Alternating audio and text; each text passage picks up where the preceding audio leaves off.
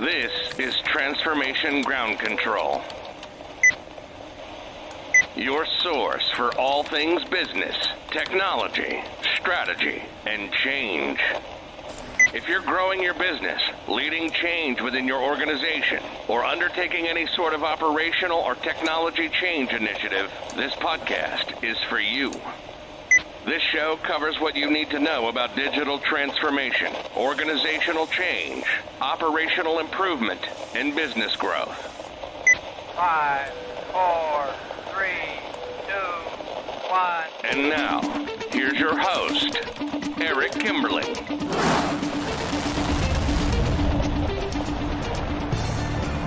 Hello, welcome to Transformation Ground Control, the episode that has everything to do with people, process, technology, and strategy within digital transformation.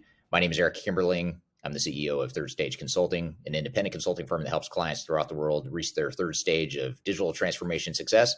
I'm here today with my co-host, Cheatham. Kyler, welcome to the show. Thanks for having me. Excited for the conversation today.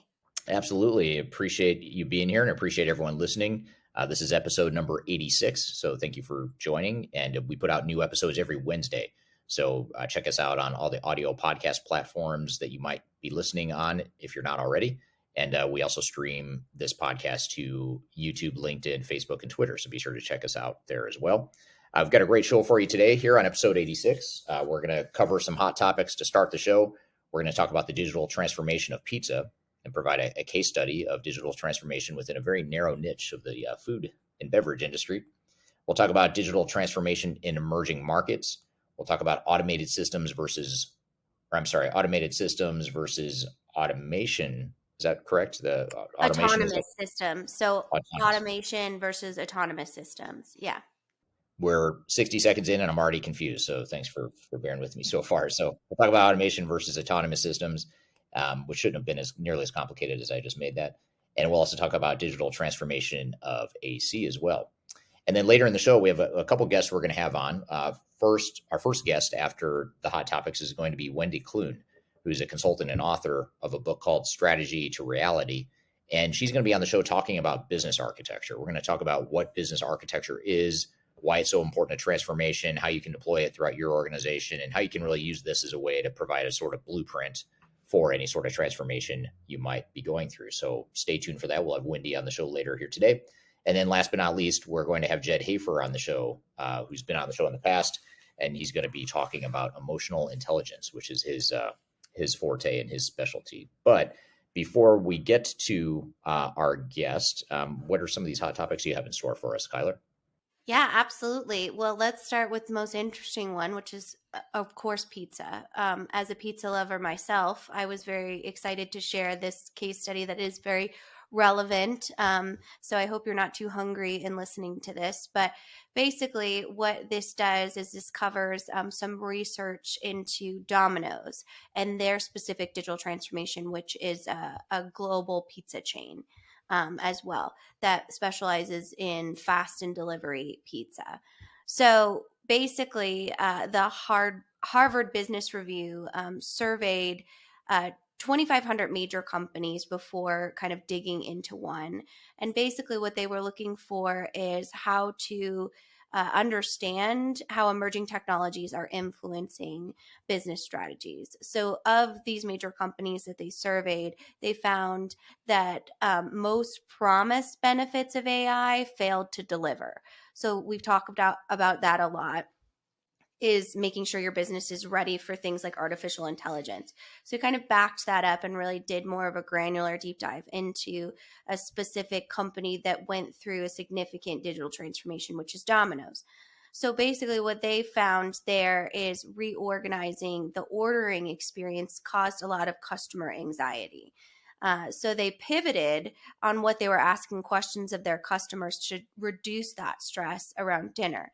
And this very interesting survey that they used using AI to find what their customers were actually looking for or the why behind what their product solved. So they found at about 4:30 p.m., almost 3/4 of households didn't know what they were having for dinner. So they launched an online ordering and released a series of kind of incremental strategies around targeting that 4 to 430 tier of their messaging or marketing, or just their overall optimizations of online ordering. And actually, what they found is once they launched that online ordering and those offers through that tier, customers said that pizza tasted better if they ordered it online versus order over the phone, which I think is really funny. So basically, this led to the emergence of they call it their anywhere strategy, that created brand experiences and boosted ROI for investors that exceeded big industry tech titans like Facebook, Amazon, and Google over a 10-year period, because they addressed a specific customer challenge and leveraged the technology to identify that sweet spot.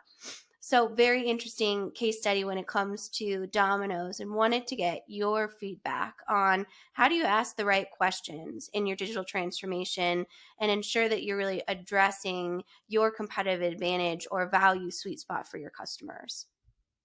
Well, I think the way Domino's did it was smart, because they started with the customer in mind, and really looked at that customer experience and how they could optimize the customer experience with their digital transformation. So I think that's probably the biggest lesson or takeaway I would have from that. It's sort of a secondary but still important takeaway would be that I would suspect my hypothesis would be part of the reason why people thought it tasted better when they ordered it via the app versus the phone would be that they were probably more likely to get it right. They being Domino's were probably more likely to get the order right if it was ordered electronically, and you sort of mitigate the middleman, or get rid of the middleman and don't have the human error that goes along with that. So I'd suspect that could be a big part of it. But I think that, first and foremost, focusing on the end in mind and what it is you're trying to accomplish, and really rethinking or thinking outside the box with digital transformation is really important, rather than just taking technology at face value and assuming that that's somehow going to transform your business. Absolutely. Yeah, definitely a very interesting ability to really identify exactly what they were looking for, as far as even a time window to look at when they should target their audience. So even pizza folks can go through a digital transformation. It's nobody's um, adverse to a digital transformation, right? Absolutely. Yeah. Now I'm really hungry after Yeah, hearing I this. actually am too. It's like going to the grocery store hungry. It's a terrible mistake. You should never do that. But Right. maybe we'll get some pizza in the office after this to celebrate the success of Domino's digital transformation. But Right. absolutely. So, kind of building on that, I wanted to talk about the difference between automated systems and autonomous ones, because it's a hot trend in the marketplace right now as we look into the evolution of Industry 4.0 and what that looks like when we take automations really to the next level. So, let's talk about the differences between that. So today's usually automated systems, they use routine or repetitive processes and make it easier through minimal human interaction, right? So that's something like robotic process automation, which may count how many widgets move across the production line, and determine any opportunities to optimize, or if there's any defects or issues within that production line specifically. Decisions, though, are made through the automation and are predefined by the actual human aspect. So those automations might not always make the decisions themselves. They need some sort of human intervention unless they're programmed to do so, right? Autonomous systems, however, feature more of the machine learning aspect of it. On the other, they're trained and can adapt to those environments and learn how to make those decisions themselves based on data integrations and enterprise-wide strategies that they've been built upon.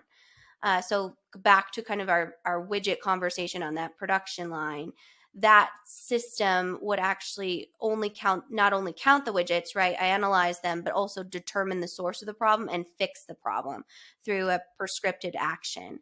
So we've seen those kind of leverage into the next marketplace, but right now we still see a lot of our client community kind of struggle with the human aspect of automation. So moving to autonomous systems can really present an additional level of resistance and the need for organizational change management. So wanted to get your feedback on what you might see in the marketplace, if that's actually a tangible evolution that businesses can expect to go through in the next level of automation. Yeah, it is. But I think the caveat to that opportunity and the potential business value there is what you're alluding to, which is the human resistance or the potential human resistance to the change and to the improvements that the technology can enable.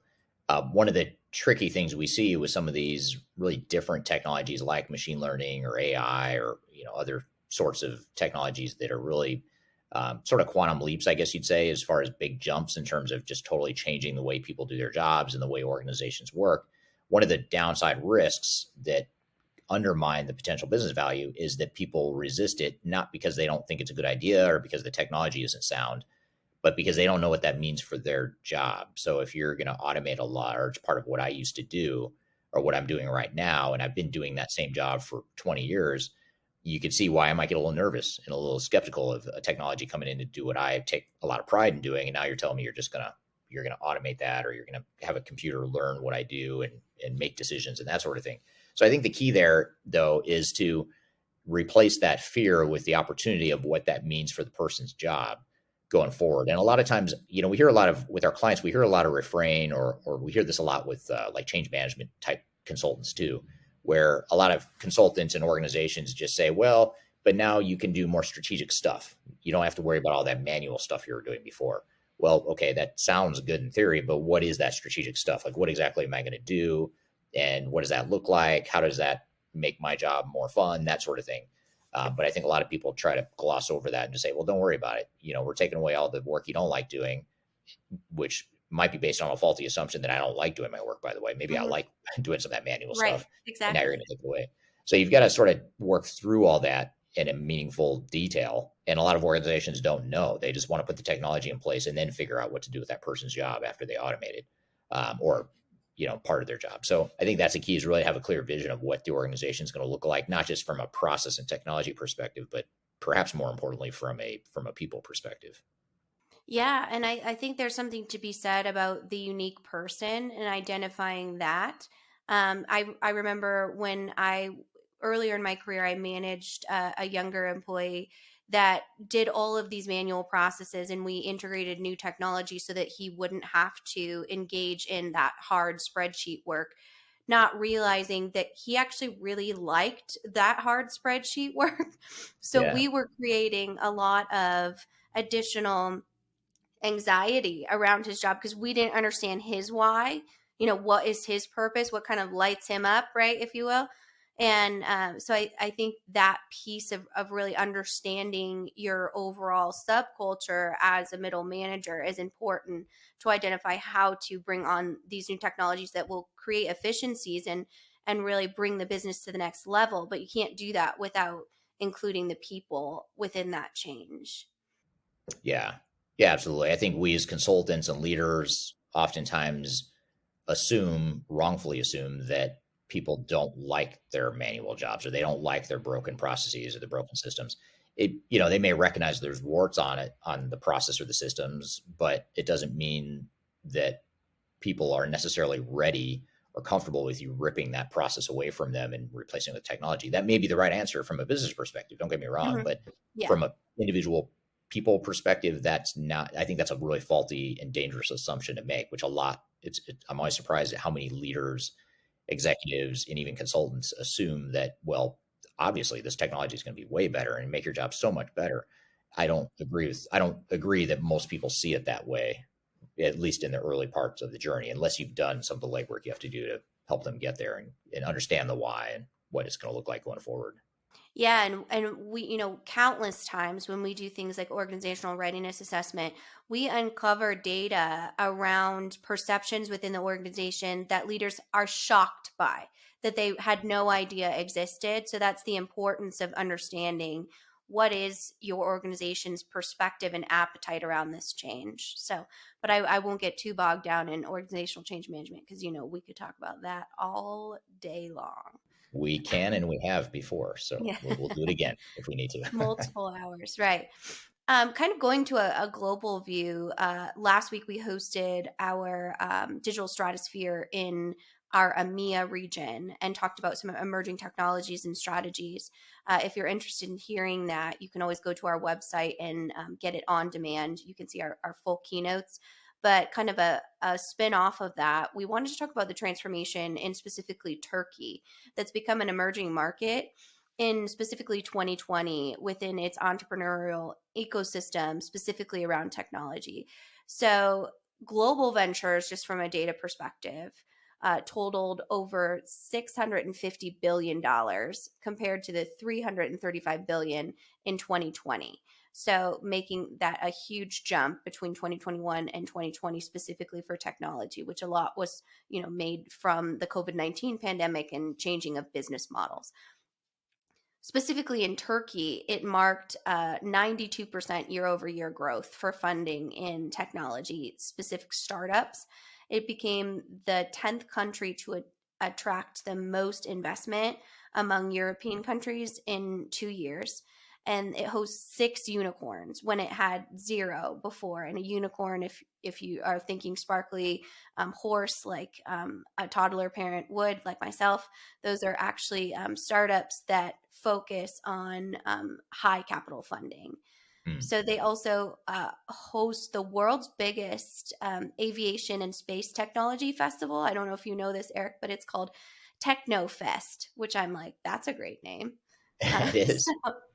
So basically, the government and the people of Turkey have really embraced the aspect of digital transformation and the government's support through ecosystem and nurturing those specific small to medium-sized businesses through policies that really lean out regulation or favoring to traditional offline enterprises, or you could say offline or outsourced enterprises. So really working to build up those competencies within the country. So wanted to share some of those that we've seen in emerging markets through those areas and just get your feedback on kind of that growth, Eric. Yeah, I think it's an interesting case study. I didn't know those data points you shared, but I think it's interesting to see all these emerging markets, including Turkey and other parts of the world that we work in, just how they're evolving and how the government's investing in sort of that infrastructure for entrepreneurship and high growth businesses.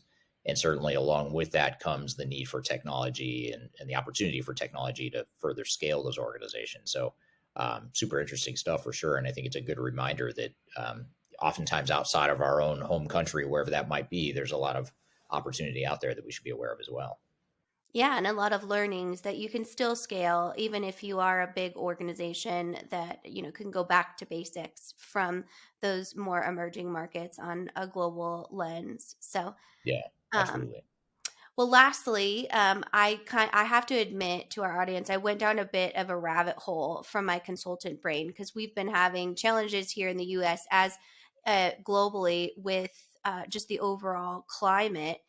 It's been very hot. So many of our global power grids and local power grids here, they actually ask users to stop consuming power. So my consultant brain was like, well, what is the why behind that? And how do we fix it? So I had to spend, a couple hours looking into this. And I thought I'd bring my research into ground control. So basically what it looks like is we see a digital transformation around the use of energy, around the use of power in order to cool down, specifically with this example, customers or consumers' homes when they're extremely hot.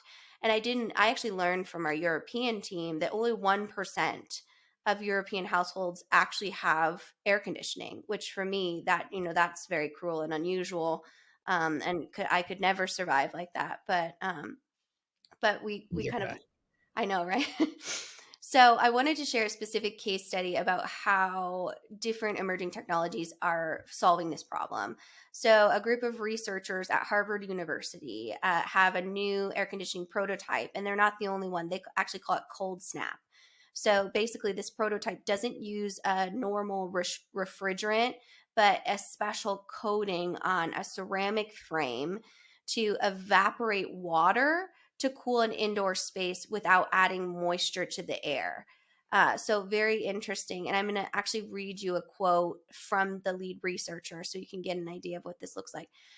And he says, because we don't have vapor compression systems and the energy of trying to release and compress refrigerants, the energy consumption of this system is far, far lower.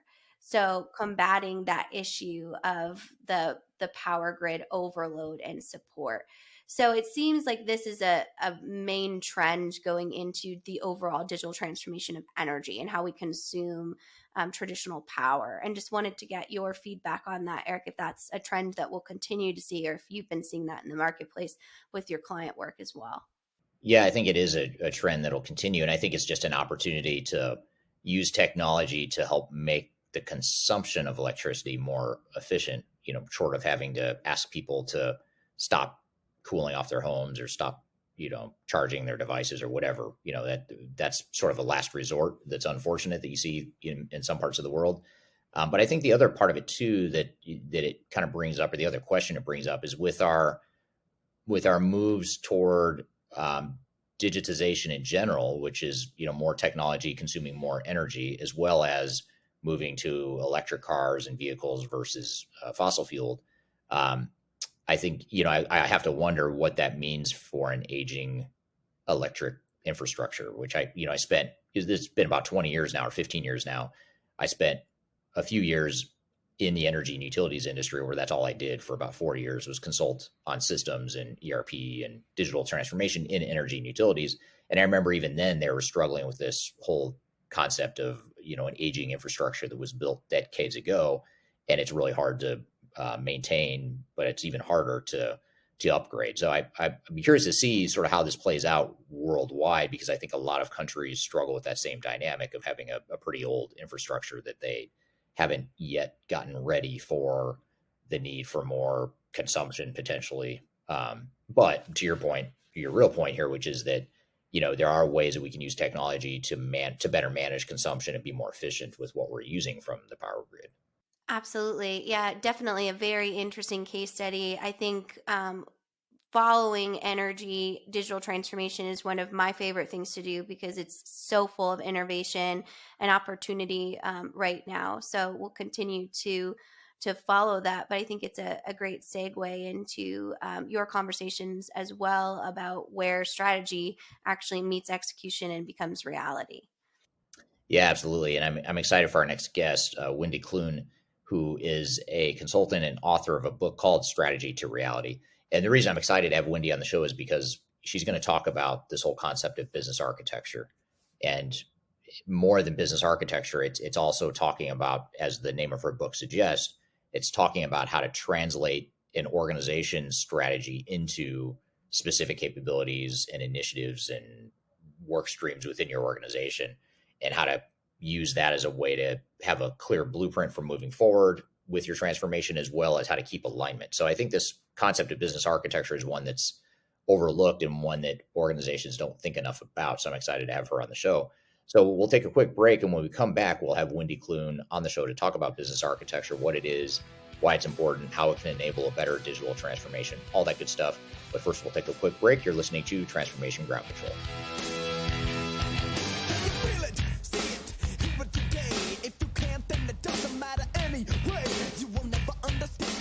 If you are aiming for transformation success, turn to Third Stage Consulting Group. Third Stage's independent and technology-agnostic consulting team helps clients define their digital strategies, define their roadmaps, and manage their transformations. With offices in the US, Europe, and Australia, our team helps the world's most forward-thinking organizations through their transformation pitfalls and risks. If you are embarking on a digital transformation or business change initiative, contact Third Stage Consulting to see how we can help you reach the third stage of transformation success. Learn more about us and download independent reports, videos, and other best practices at thirdstageconsulting.com.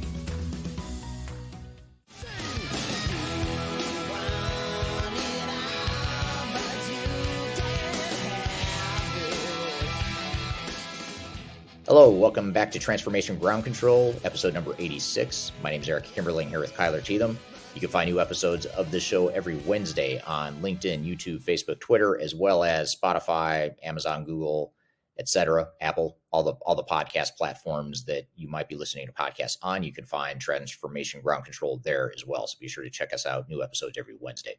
So I'm excited for our next guest, Whynde Kuehn, who is a first-time guest on this show. And I actually came across Whynde when looking for, I forgot what I was looking for, but I was doing some sort of research and came across her book and her profile that she just released a book this week, actually, on September 20th. And the book is called Strategy to Reality. And the reason I was excited and intrigued by having Whynde on the show is that she talks about a lot of the stuff we talk about on this show and that we do day to day as consultants here at Third Stage Consulting. But she does it in the way more from a business-centric perspective, I'd say, and more from a strategy perspective. But it's a really nice way to tie together strategy with transformation, whether it's a digital transformation or any sort of business or other change initiative.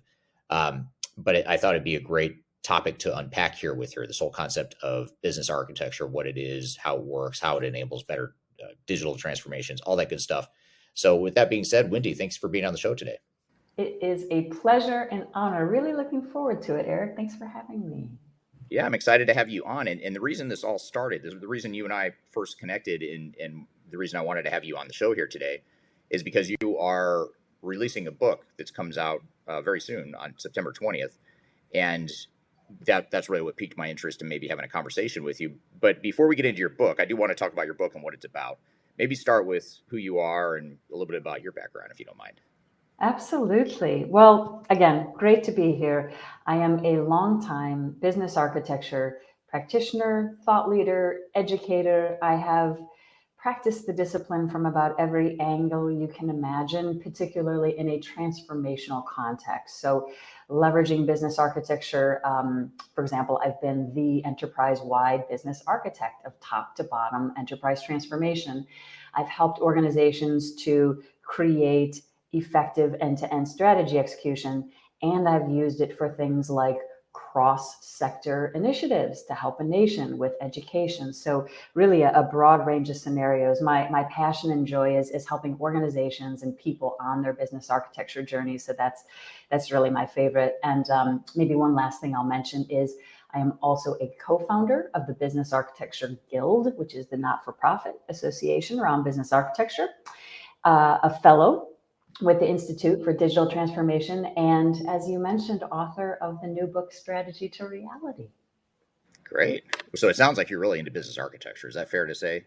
That is fair to say. Living and breathing is fair to say. Started a nonprofit. You focused on it your entire career. It sounds like it's a passion of yours for sure. Oh, I'm all in. Yeah. So speaking of business architecture, you wrote a book about it called Strategy to Reality. Maybe tell us a little bit about this book. What is it? Why did you write it? What's it about? All that good stuff. You bet. So the book, just in a nutshell, casts a new vision for strategy execution from end to end, and how teams can work together to do that, and how business architecture can be the scaffolding to underpin that and inform and translate strategy in new ways. And then with that as context, it breaks down the what, the why, and the how to create a strategic business architecture practice within an organization in a very practical, proven way. And the reason why I wrote the book, I mean, the actual history is I had written a blog called Straight Talk. It was more than a blog, but I had these twice monthly, very robust articles where I broke down business architecture piece by piece for 4 years, 100 issues. And I decided that I was going to end it with a book to basically culminate, celebrate, because, there's nothing like actually having that knowledge in your hand, right? In a form that you can just hold and consume like that. So that was a big part of it. But I also wanted to make sure that we could get these ideas to a broader audience as well. So that was a big driver too. Very cool. How long did it take you to write it, just out of curiosity? How long have you been working on this book? This is a good question. I have 3 answers. Well, 19 years, which is how long I've been working, on business architecture. 4 years, if you think about the Straight Talk blog, but actually I wrote this book in 2 months. I know that sounds crazy, but I started on, July 2nd, finished on August 29th. I was very focused. And I think that was possible because I attribute it to two things. One, I had worked through these ideas in my mind that they could come back to me in a very coherent way and flow out. But second, I'm also an ultra marathoner. So I have this mindset where I can just, sort of keep pushing through, because I knew, Eric, that the longer I took to write it, the longer it was going to be, waiting to be in people's hands. So it actually took me 2 months to write it. Yeah. That's impressive. And then it's released September 20th, right? Is that the official 20th. release date? That's Great. right. Yeah, Well, around the corner. congratulations. That's no small feat. So congratulations on the book. That's awesome. So help us understand then, for those of us listening that maybe haven't heard the term business architecture. I think a lot of us, or at least I'll speak for myself, when I think architecture, I think system architecture, solution architecture. It's more of that technical integration and overall architecture. But this is something different, right? The whole business architecture concept. Maybe just at a sort of 20,000 foot view, what is business architecture and why is it so important to any sort of transformation? You bet. Well, just simply said, I like to think about it, many people like to think about it as a blueprint of the business, because then we kind of have this analogy in our mind of blueprints of buildings or other things, that we're used to having structural blueprints for. So you're right, business architecture is different than a systems architecture. It has 10 specifically different views. So at the heart of a business architecture are the information concepts, like, sounds obvious, but what's a customer? What's a product? What's a payment? What's an asset? So information concepts, capabilities, these reusable abilities that an organization has, and value streams to deliver value to, an internal or external stakeholder. Beyond that, there are other focal points. Like I said, there are 10 different views, things like products, strategies, initiatives, policies, all the aspects of the business, right? So when we think about business architecture, though, there's a very important point here. It is a macro level view of an entire organization. So it's a shared view, it's a shared language, it's a shared mental model at a very high level elevation. And just like any blueprint, business architecture helps organizations to create common understanding and activate change. And because of the change, digital transformation, all the disruption that organizations are dealing with, this is why business architecture has gained more traction, right? Because it's a blueprint to help us through change. So generally speaking, the why of business architecture, and especially for a transformational context, is to help organizations inform and translate strategy and align it from end to end and keep it aligned. Secondly, to help design or redesign an organization. So think about, again, capabilities as reusable building blocks. And thirdly, to help inform decisions with a more holistic view of the enterprise. Yeah, that's great. As you were chatting just there and giving that description, which is an awesome kind of overview of what business architecture is, I was thinking about how in transformations, so many times, one of the root causes of failure and some of the challenges organizations face is that lack of alignment. And it seems like this concept is a way to really make sure that your people are aligned, that your processes are aligned with your technology, that your strategy is aligned with your transformation, and all those different pieces that oftentimes get misaligned. So it in addition to being a blueprint and giving some clarity, it also seems like it'd be a great way to get that level of alignment that organizations often lack. Yeah, I couldn't agree more. And I think alignment is really one of the best words you could have picked, right? Alignment and connecting. And it just at the very basic level too helps us understand, where are we? Where are we going? And what does that look like? And what does that look like to me as an employer, a leader? What does it look like in my area? Otherwise, you have these sort of big nebulous ideas. And then how are we going to get there collectively together, right? Because digital transformations can be massive change across business units and products and regions. So it does indeed help to align. There's so many different ways it does that. One is from strategy to initiatives, right? Another way is from, business to IT and sort of driving the IT environment and needs and investments with the business priority and context. And another example is just even thinking about delivering customer or partner or employee experiences, and making sure that we can deliver capabilities in a way that is consistent and integrated, and bringing together the people, process, and technology to be able to do so and actually orchestrate those types of experiences. Right. Yeah, that's well put. I mean, it's a great way to sort of tie together all those pieces. And you use the word a couple times now, end to end. It seems like that's a key part of it too, is looking at the entire organization, whether it be end to end processes and technologies and people and organizational structures and all that good stuff. Yeah, and you couldn't be more right. And again, the concept seems kind of obvious if you think about, well, we have blueprints for buildings. Why wouldn't you have a blueprint for an organization? We don't always think that way. So end to end is actually a very fresh view. And it's so critical to things like customer experience, because, if things aren't working well inside out, it's going to show outside into them. So very well said. Very well said. I love the analogy of the buildings, because I always, one analogy I've picked up on lately, just in the last few months, is trying to tie transformation and business in general back to something physical like buildings. And it's similar to saying, looking at a situation where you want a building with running water, you wouldn't reach out directly to the plumber to start the process, but that's what a lot of organizations do. They reach out to the plumbers right away, which would be the software vendors or the system integrators, to try and get running water. But you don't have the foundation. First of all, you don't even have the vision for what you want the overall thing to be. You don't have the foundation. You don't have the framing. You don't know where the plumbing should go, but you're calling the plumber. So it's if you think of it in that context, I think it makes a lot of sense, this whole concept of architecture, business architecture. Exactly right. Exactly right. So I want to dive into this a little bit more. While the audience is thinking of some great, insightful questions for you, Whynde, I have another one for you that I'll start with. I'm not saying it's great or insightful, but I'll give you a question.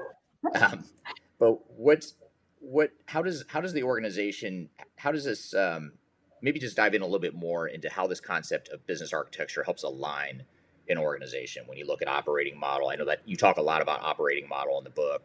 You talk about sort of that organizational design piece. Technology, of course, is a big component.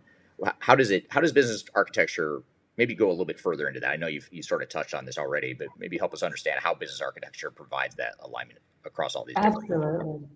Yep. And if you think about business architecture, it's kind of like this multi-dimensional cube we can kind of spin around. And what it really is this is why I love your question, Eric, right? It's connections.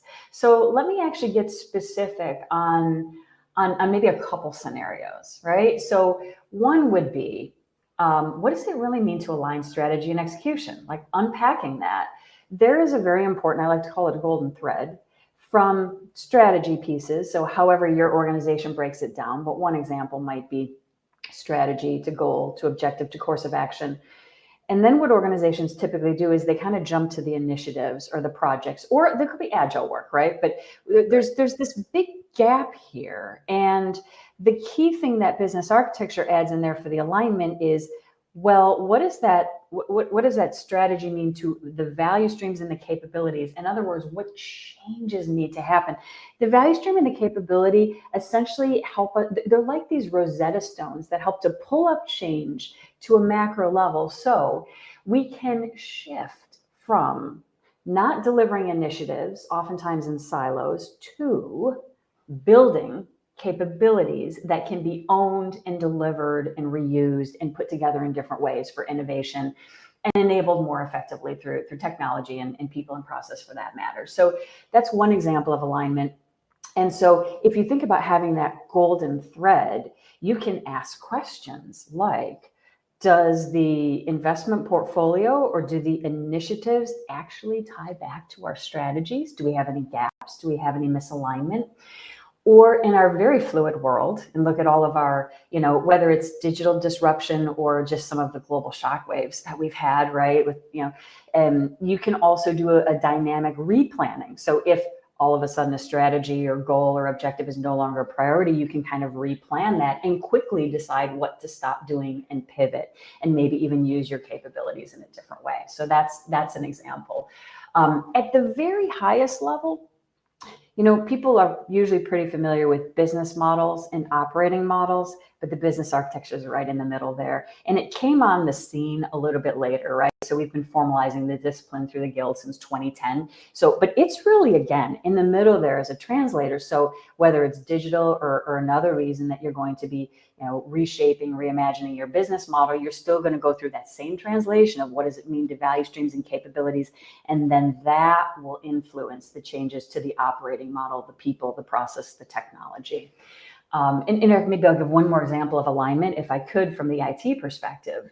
So there's not just, business strategy helping to inform the IT strategy, but even as we think about maybe something like application portfolio management, we could overlay the business capabilities to understand where do we have redundancy in systems, and or overlay where do we have tech debt, and based on the business priorities of those capabilities, where should we really do our investment, or what does that roadmap need to look like over time? So just a couple examples there. Those great examples. We're here with Whynde Kuehn talking about business architecture and how it can enable better digital transformations. We're going to continue the conversation when we come back from a quick break. You're listening to Transformation Ground Control.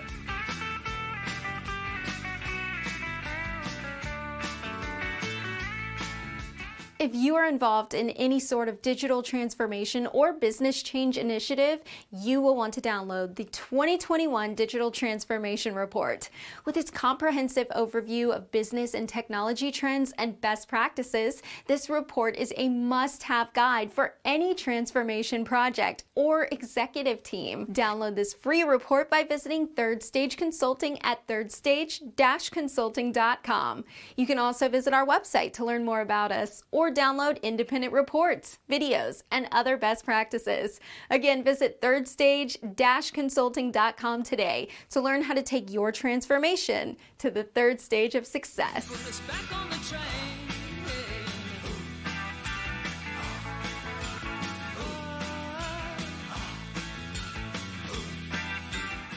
Hello, welcome back to Transformation Ground Control, episode number 86. We're here in the midst of a conversation with Whynde talking about business architecture and how it can enable a better digital transformation and better outcomes. And you used a word a couple times here. You've talked about capabilities and building internal capabilities. So I wanted to show this question from, it was actually from Sam Graham. Sorry about that. Let me show the right question here. This is from Sam. He says, is business architecture more concerned with effectiveness than efficiency? And he was sort of starting to, as he was asking the question, that you were sort of starting to touch on that. But what are your thoughts? Because a lot of us, when we think about process improvement or realigning business processes, a lot of times we focus on the efficiency piece of it. But I've heard you use a couple times now capabilities, and that's something different than efficiency. Not that it's mutually exclusive, but it's just a different angle. So what's your take on that? Oh, absolutely. And Sam, an incredible question here. So I would say, I'm going to say it this way: business architecture is leveraged in a more strategic context as this translator, like we've been talking about. So is it more concerned with effectiveness over efficiency? I would generally say yes, but, and here's the key, business architecture is also a little bit of a Swiss Army knife. So that means you can use this set of information in this knowledge base, right? This blueprint in different ways. So an organization could, and organizations do use it for efficiency, but at a very macro level, right? So it's not going to replace, for example, process improvement, but what business architecture can bring to the table is a high level value stream that helps us to sort of streamline and optimize the processes that are, ultimately enabling it. So the quick answer is, it's more strategic leaning. Yes, it's more focused on effectiveness, but you can use it for other things. Just know it's where its power lies and where its limitations lie, right? Because it's not, like I said, it's not meant to be a detailed improvement discipline. Right. Great point. And then Kyler on LinkedIn asked the question, love the golden thread concept. How do you create awareness around that gap between strategy and execution? Boy, is this the question. This is the question. So I say there's a secret of business architecture, and the secret is it's not about the business architecture. As much as that sounds silly and sounds silly coming from me, what I mean is business architecture is one way that we can help to address the bigger problem of strategy execution. And by the way, we work hand in hand with a whole bunch of other teams to do that. It's not the silver bullet. It's not the only answer. It plays a very important role, but it's not the entire answer. So what I find, to Kyler's great question, is organizations have become so immune to the strategy to execution gap. It's sort of like walking with this rock in your shoe. You don't even realize it's there. The statistics that have been given to us from, frankly, decades ago and still abound. Things like the large percentage of people in organizations who don't understand the organization's strategy. Like there's a stat for like 95% of employees don't understand the strategy, or 7% of HR and IT, departments develop strategies that aren't tied to corporate strategies. So we have these 70% of change initiatives fail. I mean, whatever stat you pick it, they're there. And so, Kyler, you really went to like the heart of this, because what we need to do is create executive awareness around the possibility of creating cohesive end-to-end strategy execution and the challenge of if we don't do that. And ultimately, our organizations are focused a lot on delivery agility, right? There's a lot of movement there, but we need to create end-to-end organizational agility, which is the ability to get idea from strategy formulated into action quickly and well. And if we can't do that, that's a detriment to competitive advantage, arguably survival, or an organization or government's ability to deliver on the mission. So I spend a lot of my days working with executives and trying to bring awareness to this. So it's creating awareness. It's just putting it out in the spotlight, helping them to see the potential, helping them to see the possible downfalls of not creating good strategy execution and bridging this gap, and then taking step by step, improvements towards it. But it does really start with the executive suite. That's the best way. Yeah. So everything you're saying makes total sense. And as you're describing this all, it sounds like common sense, almost like a no-brainer that you would do these things. Why do organizations not think this way? I don't know if you agree with this, but my observation is most organizations don't think inherently or naturally think the way you're describing business architecture. Why is that, and how do you overcome that? I couldn't agree with you more. I couldn't agree with you more. I think part of it starts in the way we're educated. So even in business school, and we have, in fact, with the MBA Roundtable, done some research in 2021 that looked at graduate business education curriculums. And it did reveal that strategy execution was not taught completely enough. And it also doesn't, have really a mention of business architecture except for some very select programs. So I think part of it starts in education. I think the other part is actually sort of deeply rooted in either the way we naturally think or how we've grown up, right? Our worlds are very siloed.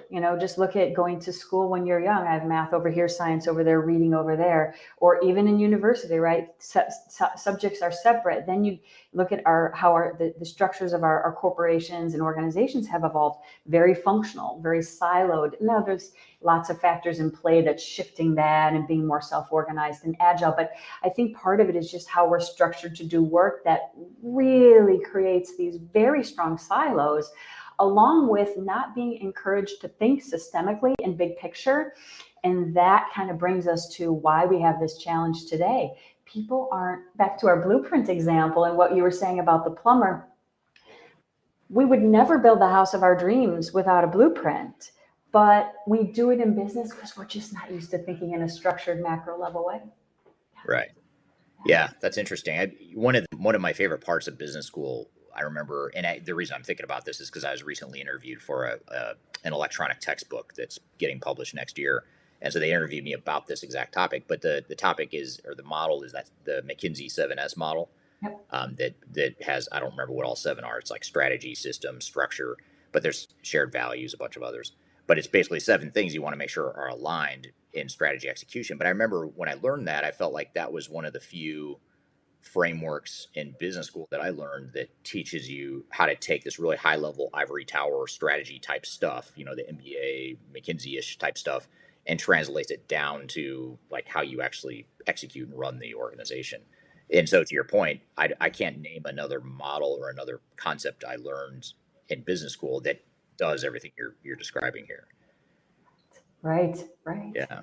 So here's a question from Jeanette on LinkedIn. She says, "So what's getting in the way of closing that gap between, that the strategy and execution? Do you believe all executives have aligned goals? What are the shared metrics then to create alignment?"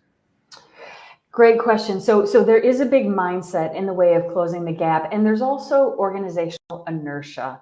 People have never been busier than they are today, right?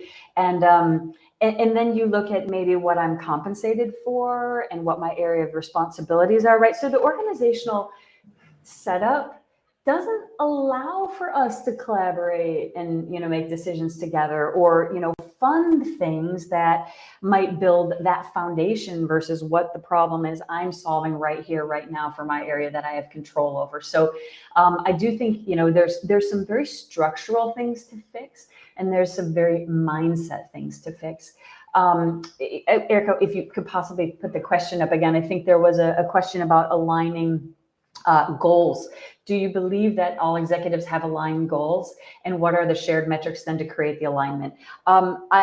This gets to be really tricky business, having done sort of alignment and decomposition from corporate down to business unit strategies and trying to hook the strategies together.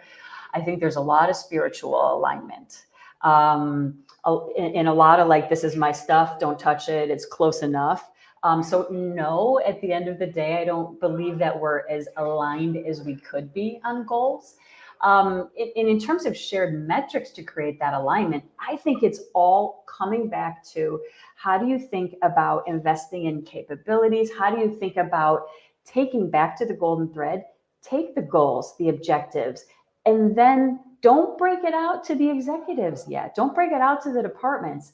First say, from the organization's perspective, which value streams and capabilities need to be invested in, regardless of org structure. Then let's get the right people to the table to be able to act on them. So the golden thread is actually a really key part of aligning people.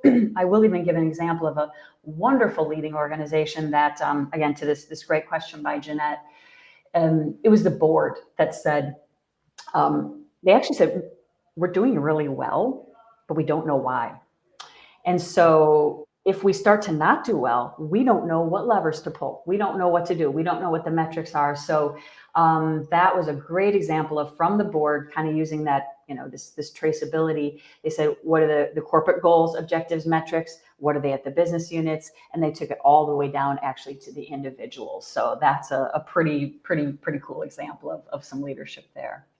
That is cool. And it's interesting you say that, because usually you think of needing to get alignment in the context of, we're struggling as an organization, so how do we get back on track? But it's interesting to hear a case study of a company that says, we're doing well, but we don't know why, and we want to make sure we keep doing whatever we're doing. We want to do more of it, and not get off track or misaligned. It's a great point. So just a couple comments I'll share with you here. So from Kyler, she says, "Whynde, great answer. Organizational agility is so critical, yet so difficult to secure within some organizations." And then a bunch of emojis from Ahmed on YouTube, a bunch of flexes and thumbs up. So I think that's a positive thing. And so here's a question, sort of building on this concept of the siloed learning you just talked about a minute ago. Organizations are built to some degree, especially as they get bigger, they're built to specialize in certain things, in certain areas. And so you build a department, a functional area or a functional competency that focuses on marketing or sales or whatever it is, finance. And to your point, you don't have that kind of that end-to-end view that you've been talking about. So Kyler says this makes so much sense. Siloed learning, how do we create change? And maybe just adding on that a little bit, how can organizations just change the mindset, like just make people more aware and create that cross-functional understanding that so many organizations lack right now? Yeah, right on. From two angles. One is leaders need to, as we were saying before, Eric, they really need to catch that vision for end-to-end strategy execution and treat it as its own function, process, muscle that needs to be built. It's I would argue as important as the other functions, because if you can't make change, if you can't get ideas into action, kind of doesn't matter how good the ideas are, right? And we have to be able to change. So one is just saying, listen, this strategy execution is something we need to invest in and make it its own thing, right? Accountability end to end. But coinciding with that, a good way to make changes to actually introduce capabilities and value streams as organizing constructs and with some ownership. So just to give you a real example, and by the way, listen, change happens one step, one person, one day at a time, right? So I definitely understand the journey here, but just to paint a picture of what is possible, one organization I worked with for a very long time, when they started orienting around capabilities, they specifically focused on the customer experience, the customer facing capabilities, which I think is a really good place to start, or constituent if you're a government and a nonprofit. So they took those capabilities and they started to put executive ownership around it. Now you can put one executive owning a capability, but more realistically for something like customer, you're going to cross products and business units. So there was a customer leadership council that actually owned those capabilities. They own the investment in those capabilities, the direction those capabilities. The architects, of course, were informing them. And then there's also the other perspective that says, okay, we're building capabilities, but how are they being used in value streams? Because these are reusable building blocks. So not necessarily saying you have to have ownership on value streams, but making sure that you also bring the value stream perspective to it. So really starting to orient investment and ownership around capabilities is another good way to make this change, right? Yeah. It seems like organizations sort of start to do what you just described by putting in a PMO, building a program management office, or some bigger organizations a lot of times will have like a strategic projects group. And so a lot of what you're talking about sometimes will sort of fall under those areas. But to your point, I think you're talking about something that's different, which is taking that a step further, which is we're going to deliberately focus on customer experience or whatever the capability is. And then, the strategic projects or the PMO can support that, but it's a bit different way of thinking, right?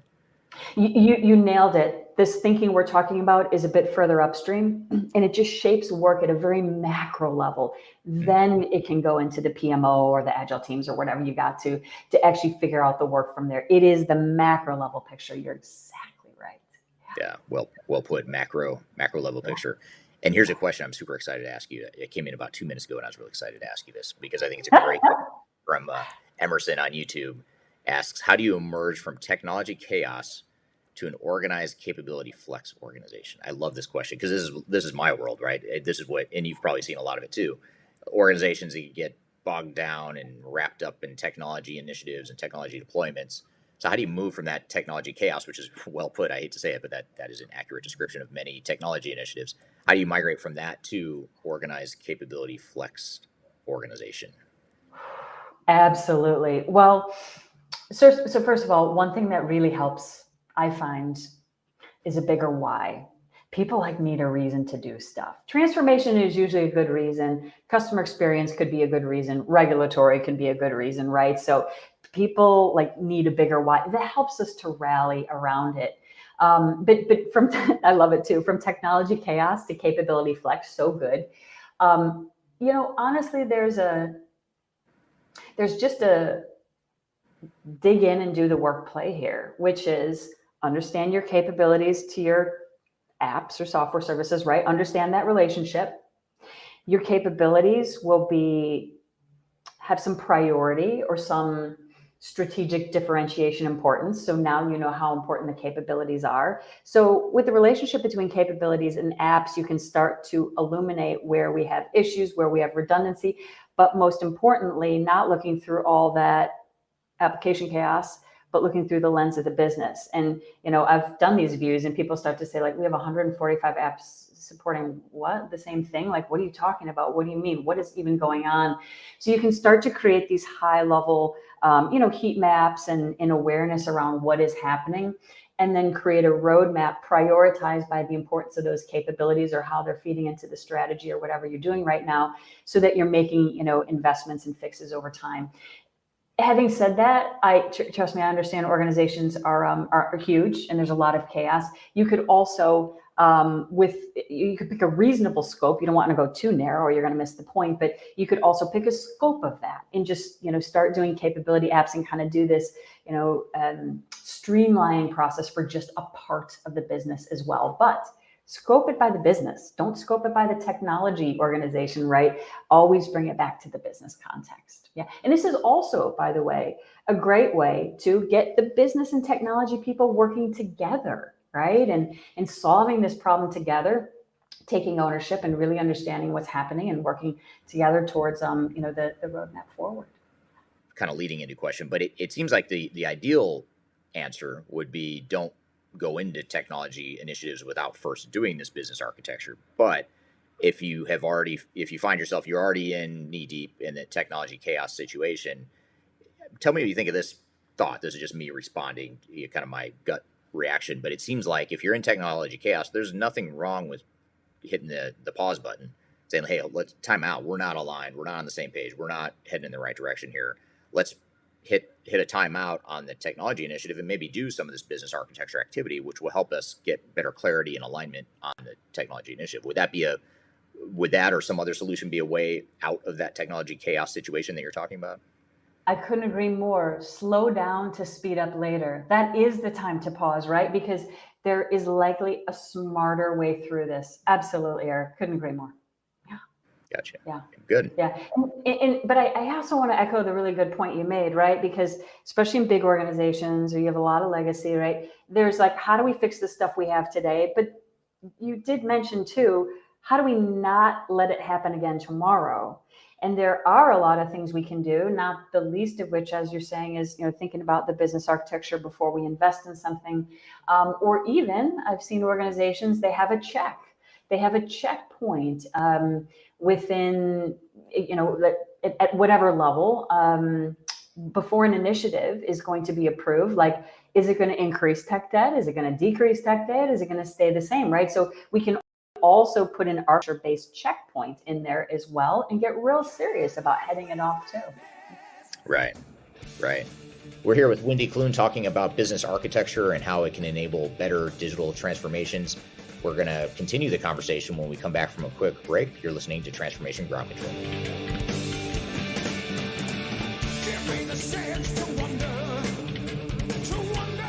If you are aiming for transformation success, turn to Third Stage Consulting Group. Third Stage's independent and technology agnostic consulting team helps clients define their digital strategies, define their roadmaps, and manage their transformations. With offices in the US, Europe, and Australia, our team helps the world's most forward-thinking organizations through their transformation pitfalls and risks. If you are embarking on a digital transformation or business change initiative, contact Third Stage Consulting to see how we can help you reach the third stage of transformation success. Learn more about us and download independent reports, videos, and other best practices at thirdstage-consulting.com.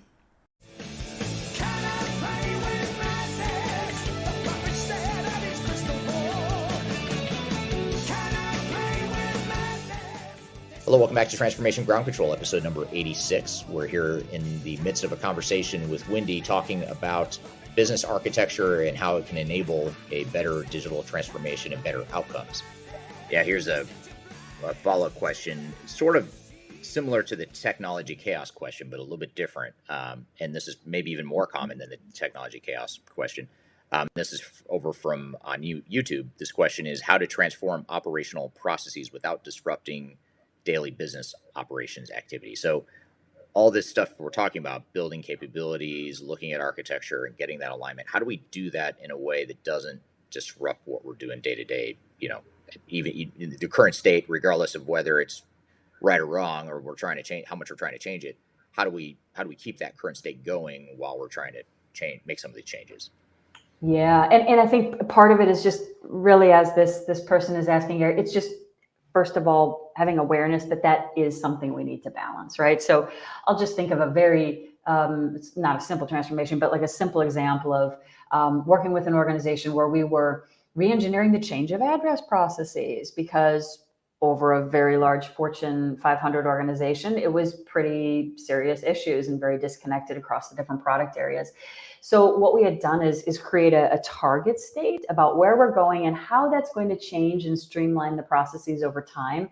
And so once we have an idea of where we're going, then we can back up and be deliberate about what's exactly happening today and how are we shifting over time, right? There may be not just an end state, here's where we're going, but there might be different horizons of how we're rolling out those changes. So it's just the awareness of the very question itself on how to balance that disruption and move people to a new state over time in the most logical way. And it's just understanding the human change of it as well, right? I mean, that's the most important thing. It's just all the communications and just really orchestrating this in a way that makes sense. Right. Yeah, makes total sense. What do you think of this comment, Whynde, from Ghassan over on LinkedIn? Tech doesn't matter, business processes do. Do you agree, disagree, have a different thought there? Good question, right? Well, the technology is there in support of the business. And yes, I will all day long, I will say, listen, the lines between business and technology are blending in the coolest ways. So how we leverage technology is also very strategic. It's not just automating the business, but at the end of the day, I agree with him from the sense of it's all about the business. It's about the business process, but it's about the business and what the business is trying to do, where it's trying to go, what it's trying to deliver, also the capabilities, right? Those things we can do. The technology makes it real, right? So it's always thinking through that business lens, even if it's a technology conversation. Yeah. Right. Yeah, absolutely. Yeah, it's hard to separate, even if you want to, separate technology, business, people. That's why they say people, process, technology, and then of course strategy is. I always add that as sort of the fourth dimension of people, process, technology, and strategy. Yes. Yes. I want to thank Emerson on. Whoops, I just lost it. Emerson on LinkedIn. Says was giving me some motivational support here. Tell me I got this after my little technical screw up or glitch there. So thank you for that. Appreciate the support. So I wanted to ask another question of what are some of the challenges of deploying this business architecture concept? So say I'm an organization that loves what you're saying and I want to leverage this concept and do more of this in my organization. What are some of the biggest challenges I might face or that you see organizations face as they try to do this? Yeah, it is the mindset that we were talking about, and I feel like the audience here is also reflecting for us. It's that mindset. We're not used to thinking enterprise across silos. We're not used to thinking in structured ways about what we do. That's just so foreign. Another challenge, though, but these are the fun challenges. Another challenge is once you start leveraging business architecture, because remember, it's not about the business architecture, it's about the results. Once you start saying, hey, we have a change of address problem that is crossing all of our product lines and it's impacting our customers because they have products, they could have a product with any of us. But our portfolios are set up to fund by product, or our leaders are set up to make decisions and be measured by their specific area. And you have to have the bold, courageous leaders that will do the right thing for the enterprise. And you start to break down those barriers, right? So it's the change in thinking that business architecture brings forth, it will push against the organization's inertia, right? And how it works. It will also do things such as, I really don't like this transparency because it's illuminating that I invested in this solution and it didn't make sense, or I built the 5th instance of this thing, right? I don't really want that sort of dirty laundry to be aired. I don't want that transparency. So it's the very nature of what it's good at starts to reveal some issues in the organizations, and that can be difficult because people can, in a change management way, they push back in ways that it's seemingly unrelated. It sounds like this stuff's a great idea, but we're just too busy right now. Come see me next year, right? So those are the challenges, the mindset, and then just the change that starts to happen from thinking enterprise. I also think one of the challenges, and this is part of why I wrote the book, is to just get more and more knowledge about how to really introduce business architecture, how to have it be very value driven, not, mapping and modeling driven, because that doesn't usually gain a lot of traction. And then how do you really integrate it into the organization with other processes and other teams and things like that? So it's the human stuff is the challenge. And, a little bit of know-how can help us overcome that. But you know what I really like, Eric? It's conversations like this. I feel like we are opening a new global conversation around strategy execution and its possibility, right? Because as we said, change really comes from the top. Yeah. Yeah. And you hit an interesting point, which is that, and I'm paraphrasing what I interpreted you to say, which is that a lot of times organizations view this as an initiative that has to compete with other initiatives and other resources, just like a tech initiative or process improvement or whatever it is. But it sounds like what you're talking about, though, if I'm understanding you correctly, is business architecture is a more fundamental thing. It's not like a project and initiative. It's more of a mindset, or how would you describe it? It's a mindset, way of operating. It's a more fundamental thing, it seems like.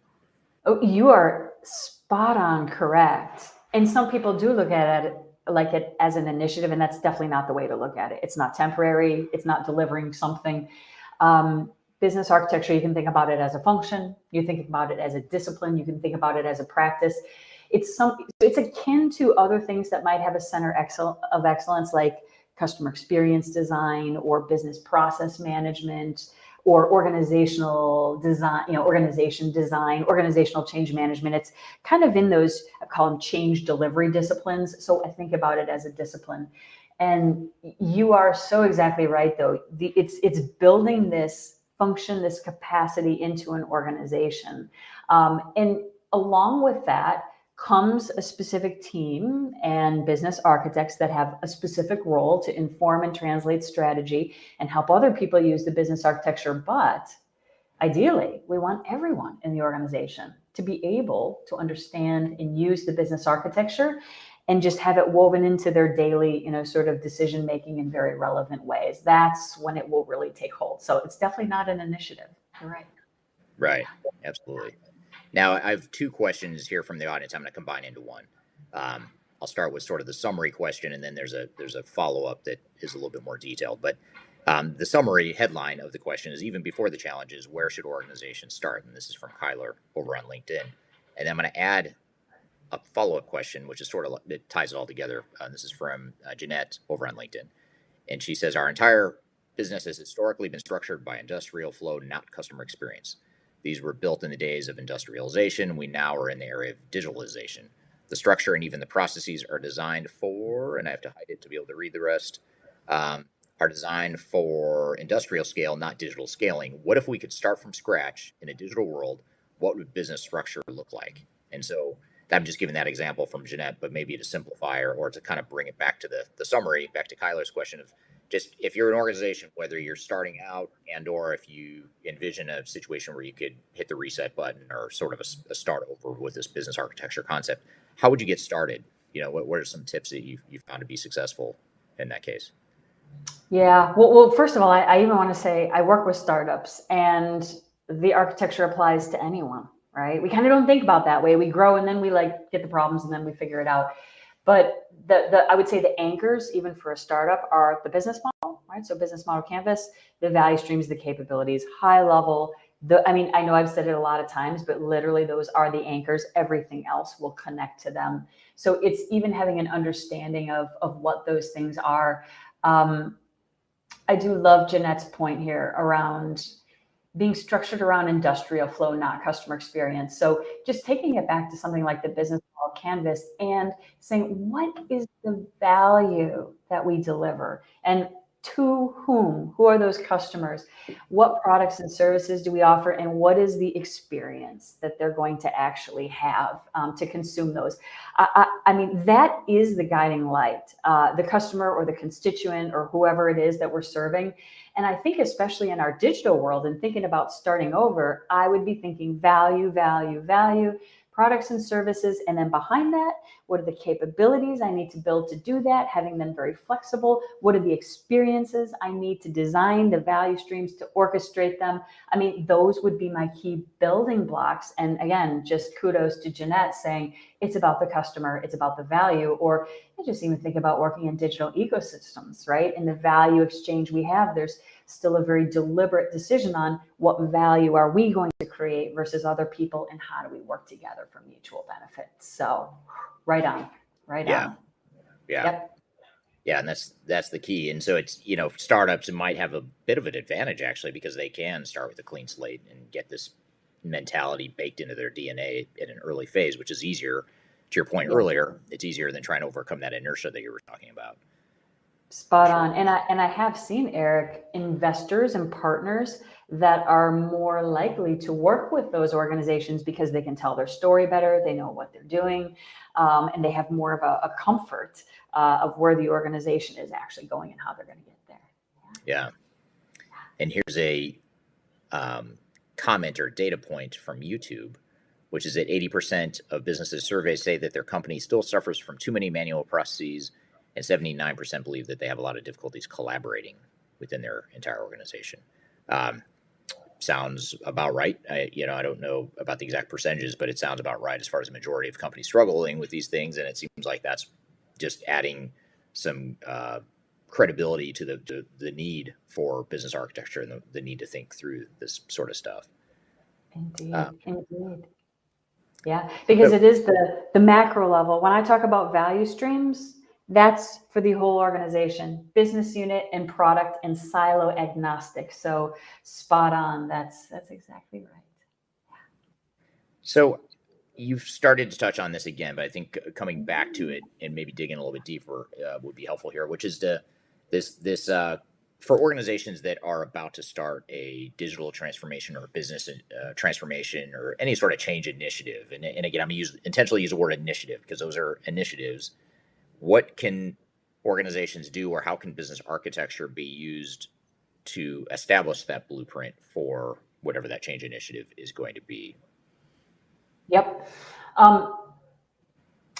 And organizations will use a transformation or an initiative, big initiative as the impetus. The key is to, it's like there's one thing we got to do, which you're not going to be surprised to hear me say. You got to get the baseline in place. You got to get the capabilities and value streams. Now, having said that, there's ways to streamline that. There's ways to jumpstart that. There are reference models. There's ways to pare it back. But you have to have that. So even if you were starting for an initiative, you would build the capability map with the enterprise in mind. You don't want to build it siloed for the initiative because that's going to only drive the silos deeper, right? So you want to build a capability map for the organization very lightly and then go deep for the things that are relevant for you. And if I was doing a transformation and I had a set of relevant value streams, not all of them, a set of relevant value streams and the capabilities I needed, then I would first leverage that to translate the goals and objectives of that initiative or transformation by the value streams and capabilities. I would use that as a way to then describe the changes that we're making, especially if I was breaking it out into, different work packages. I'm just using these words very loosely because it depends on the level of the initiative. So then, I mean, that's kind of really the core translation for an initiative. And then if I have those building blocks of capabilities and value streams that I know our initiative is working on, I can also use it as the Rosetta Stone to figure out other people in the organization doing the same thing to those capabilities. Maybe we need to be partnering and having some conversations to collaborate, or maybe think about reuse. So that's kind of, I mean, I could give a lot of examples, but that's kind of the core way to use it on just a transformational. Now, depending on that initiative and what it's doing, let's say with technology, you could overlay business architecture in different ways. For example, business architecture can help to inform cloud strategy and migration, or some of the things that we've talked about before around tech debt or application portfolio management. Right. Yeah. And I think it's, back to your point earlier about the blueprint. People wouldn't build your dream. You wouldn't build your dream house without having a blueprint. And I think that, to me, that's the simplest, most fundamental way to describe how business architecture can enable a digital or business transformation, for sure. Indeed. Yeah. So And then, it sounds like so far, from the comments I'm reading here, you've sold 2 copies of your book. People that have admitted to buying your book already. So Gaston and Tyler both said they've already bought your book. So congratulations on a couple more sales during this live stream. But just to sort of wrap up the conversation here, and I really appreciate you being here today. How can people find your book and learn more about you? Where can they buy the book more specifically and learn more about you? Yeah, you bet. You can find me on LinkedIn. You can see my name. I'm pretty easy to find, not too many names like that. So LinkedIn's a good place to get me. And then getting the book, it is available worldwide. If it's not available in your region, I would like to hear about it. We'll see how we can make that happen. So online resellers, and as of the 20th, it should be in bookstores as well. If it's not, again, ask for it. But you can most easily find it on my website. So strategyintoreality.com. And there is a specific menu item under the book where it says book orders, and you can find where the book might be available in your region if you're having a hard time doing it. Otherwise, the big sites will have it. Right. Great. Well, yep. So strategyintoreality.com is the best way in that you've got a nice landing page there. It describes you, your bio. It's got a link to buy the book. You offered one to me, and I appreciate it. I've read parts of it, not the whole thing yet, but it's a great book. It's really good. I mean, I like that it's not super academic, but it's a good combination of, there is theory in it, but it's very practical too, which I always tend to like that kind of stuff better than the overly academic stuff. So nice job on that. Well, thank you very much, Whynde. Appreciate you being on the show. Great conversation, really interesting stuff that builds on a lot of topics we've talked about in previous episodes. A lot to unpack here, so we're going to dive into some follow-up discussion here with Kyler and I. But first, we're going to take a quick break. You're listening to Transformation Ground Control.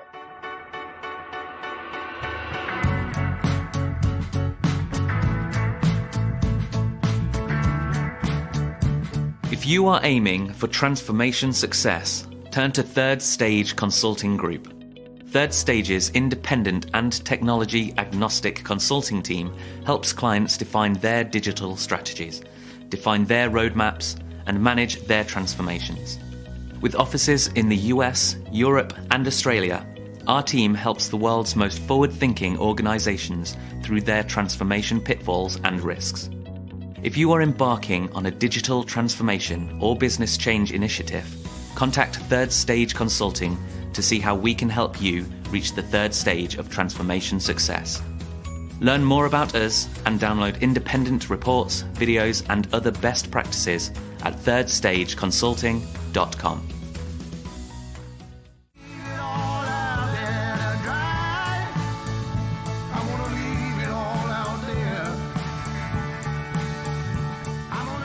Hello, welcome back to Transformation Ground Control, episode number 86. My name is Eric Kimberling, here with Kyler Cheatham. You can find new episodes of the show every Wednesday on YouTube, Facebook, LinkedIn, Twitter, as well as all of the audio podcast platforms out there in the marketplace. So be sure to check that out every Wednesday with new episodes. So Kyler, we just had Whynde on the show talking about business architecture. And I don't know about you, but it was really interesting for me because a lot of what Whynde said was very straightforward. It made a lot of sense. It wasn't overly complicated, but yet organizations don't really think that way. And by that way, I mean all the stuff we just talked about with Whynde. So what were some of your takeaways and observations from the conversation? Yeah, well, I almost feel as though if there was like some standardized way we could require reading for all executives, this would be, a baseline book of 101, how you really truly lead an organization to be successful.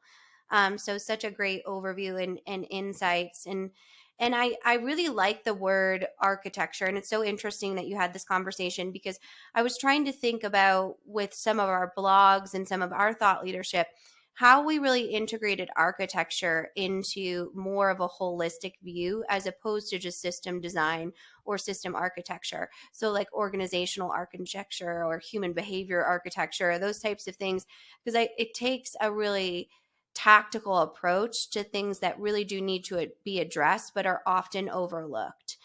So I really like that idea of being able to create that, and most importantly, break it down into those kind of 10 steps she was talking about. Yeah, absolutely. And it kind of gets into the whole design thinking concept that a lot of organizations are pursuing. It gets into, that she used the word a few times, the end-to-end view of the organization. So it really sort of forces organizations out of the weeds, kind of looking at the big picture of how it all ties together and how all these moving parts integrate and can be better aligned and more deliberate in enabling an overall organizational strategy. Yeah, and that concept of the golden thread that she kind of talked about, because I think she made a really important point, is you might be very clear on the strategy at the executive level, but when you go through the organization, it gets diluted into that message just because of the volume and the different impact that it's having. So having the ability to have your frontline workforce understand as much as your executive workforce what your strategy is, then you have kind of a clear roadmap to achieving that reality because the entire organization is aligned. I wanted to ask you, does that ever happen? It seems like one of those things of organizations either do it really well or they do it really poorly, and there's no kind of in between there in cracking the code of that middle ground. Yeah, that's an interesting point. I think you're probably right. I think that, if you let gravity and inaction sort of take hold, you're probably going to drift. You're going to see your organization drift towards that, handling it really poorly, because you're not deliberately focusing on it. You're not taking that time to sort of rethink how you view the organization. And the problem with business architecture concept, and I don't mean this in a bad way, it's just it's a challenge, is that it does require a different way of thinking. It requires you sort of baking that mentality into the DNA of the organization. So it's more of a cultural change is sort of what I took away from the conversation with Whynde. It's more of a cultural change and a more mindset shift than it is an initiative with a predefined start date, end date, clear objectives and deliverables and budgets and timelines and all that stuff. Not to say you can't have a plan to support it. You absolutely should have that, but it's something that's more than that. It's more than just a single initiative. It's more of a mindset and cultural shift. And I think that's probably why, to your point, so many organizations don't do it well, or more specifically, they do it poorly.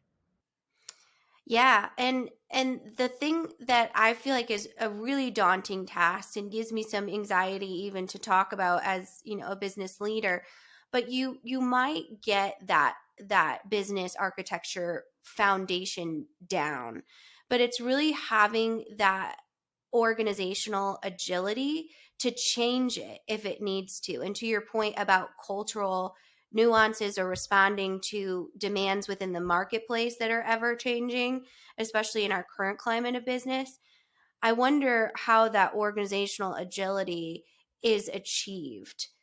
Because organizations, they're a living, breathing thing. They're constantly changing. They're going through, new employees are coming, tenured employees are exiting. And how do you continue to make sure that you're kind of riding the wave of being able to go back to your business architecture and use it as that foundational point that you mentioned?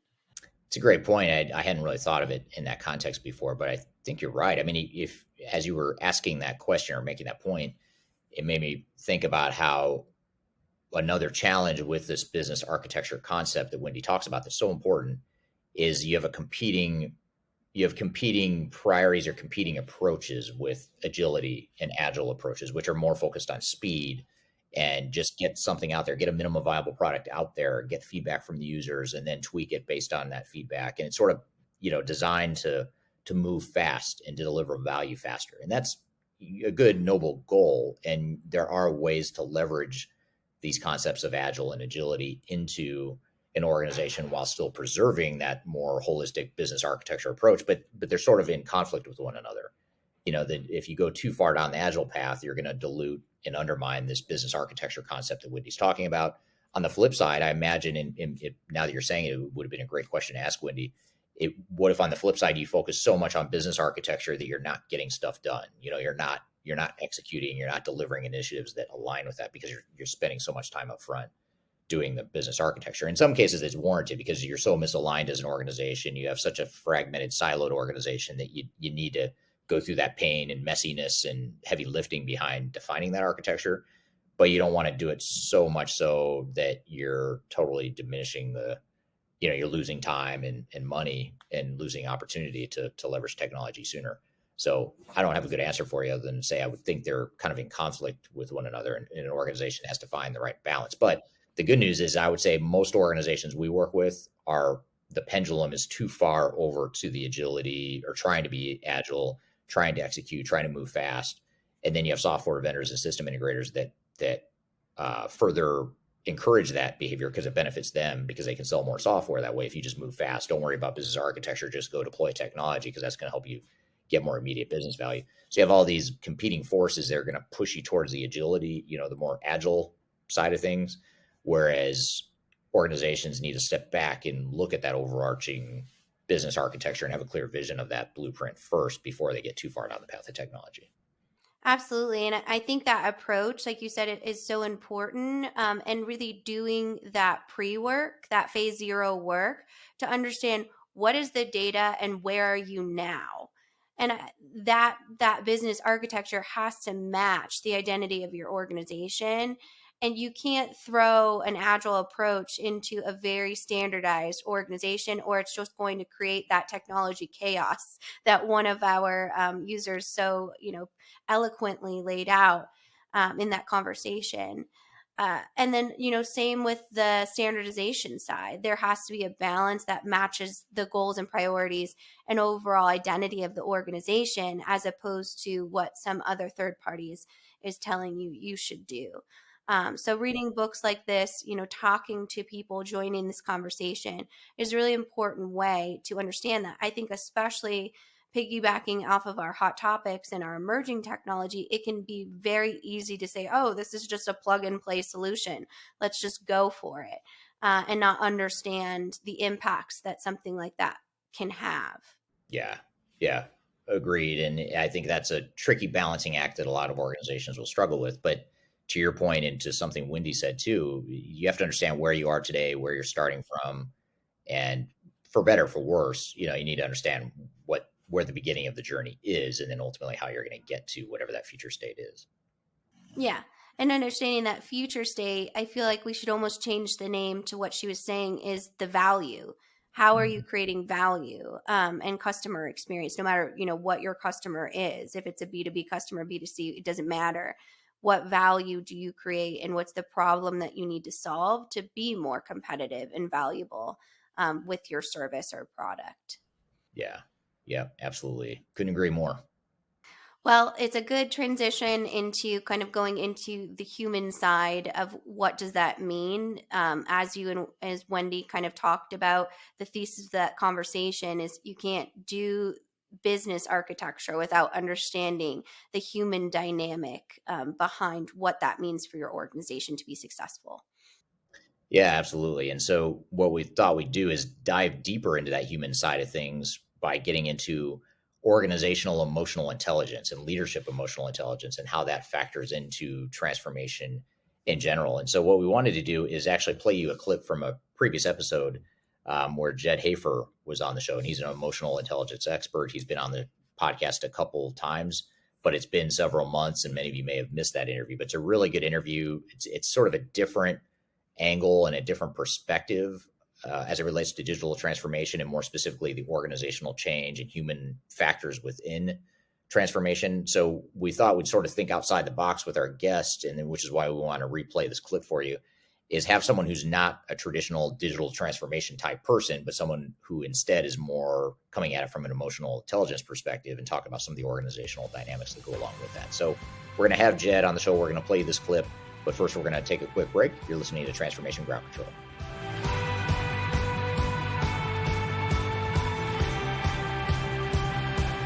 If you are involved in any sort of digital transformation or business change initiative, you will want to download the 2021 Digital Transformation Report. With its comprehensive overview of business and technology trends and best practices, this report is a must-have guide for any transformation project or executive team. Download this free report by visiting Third Stage Consulting at thirdstage-consulting.com. You can also visit our website to learn more about us or download independent reports, videos, and other best practices. Again, visit thirdstage-consulting.com today to learn how to take your transformation to the third stage of success.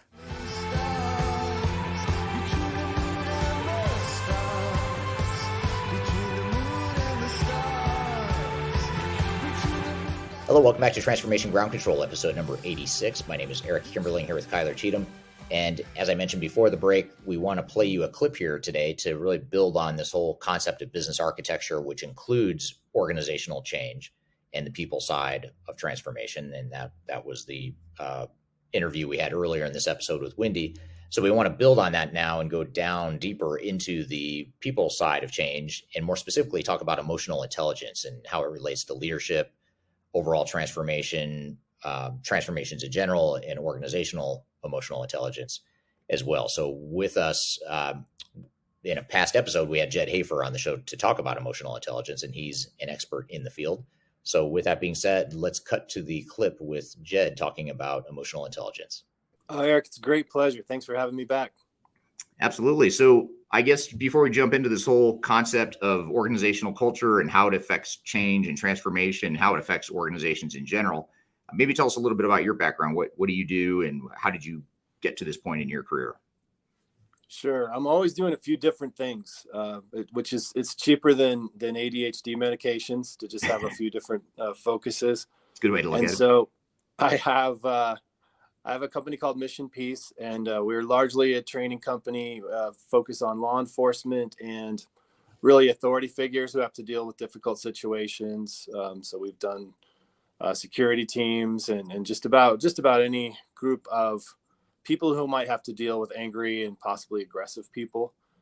So there's a high premium on emotional intelligence and de-escalation in our trainings, and a lot of proactive things so that we can resolve some of those conflicts before they even start. And then I also work with a company called Urban Education Consultants on social media. Scott Irvin, the man behind it, is known as the Kid Whisperer. He did not pick that name, but he's just really, really good with kids. And so people kind of gave him that name. And then, of course, it sticks on social media. But he's just masterful at helping organizations, in this case, mostly schools, change. And I've gotten to learn his process and watch what he does. And there's a lot of similarities between Love and Logic, my former job, where we would go in and do a lot of training and consulting for schools just to make them really more peaceful and calm places, better places for teachers to work and kids to learn. So hopefully, yeah, some of those lessons that I've brought from kind of the people side are relevant and interesting to your listeners.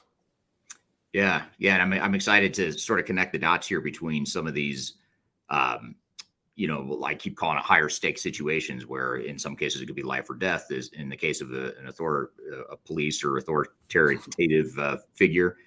Or in a school, it could be, do we get snacks or not, which is pretty high stakes. Right. Well, in all seriousness, though, development, education of a child, that many would view that as a higher stake situation than a corporate environment. So that's why I'm really fascinated, or want to learn a little bit more about this to see, what the parallels are, maybe what some of the lessons are we could take away into the corporate world.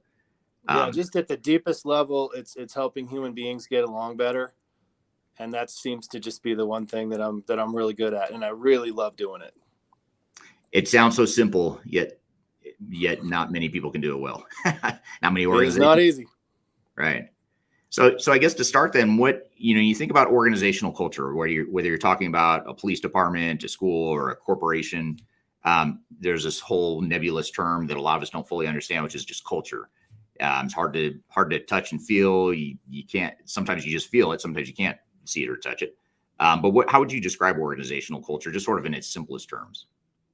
I like to think of it as the weather that we can make. You can never, you probably wish you could control the weather. You can never really control it. In our organizations, I think I get to make, to a degree, I get to make the weather in my office, in our meetings, in our buildings, however it's going. Because we can be intentional, we can set some tones that just sort of hang in the air, set a tone of expectation that will hopefully just kind of hang in the air, that says, this is how we do it. This is who we are, and this is how we do things, and can create, in positive terms, a wonderful sense of belonging, a wonderful sense of meaning in our work beyond just we're doing things. And when it's bad, as many of us have experienced, when the culture of an organization is bad, it can get really toxic and it can drag everybody down. And obviously, as human beings, human nature can kick in, and we can become pretty negative and pretty full of complainers. Even generally positive and productive people can get in that culture of complaining, and it seems to cycle and get worse. So I really like to think of it as, and we talk to teachers about this, in my classroom, I can make the weather. I can set the tone, I can set the expectations. And the more intentional I am and thoughtful about that, it's amazing. We can really have an impact. We never seem to be able to get the culture perfect. It'll always ebb and flow because it is somewhat like the weather. There's some elements that we can't control or predict. But it's wonderful if we can be more intentional. And that's what I really try to help people do, is be more intentional about setting the tone and being proactive about, how do I really want it to feel here? How do I want, if a new person came in, how would they view this organization? Pretty quickly, we make those judgments. We look around and say, oh, I can tell what kind of an organization this is. Based on the posters that this teacher hung up in her classroom, I can tell some things about how it's going to be here. Right. Yeah, that's super interesting. I never thought of culture in that exact way, of just the weather that you create. So it sort of is something you can feel and in some cases touch, depending on the weather. But it sort of sets the context and the tone. It doesn't necessarily dictate or determine day-to-day outcomes, maybe not at that granular level, but the overall mood and feel and environment, whether you're gonna have a good day or a bad day, that sort of thing.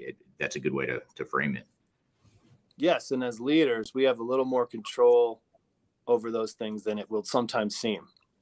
Again, because of intentionality, people will get sick of hearing me say that word today, but it pulls us to greatness.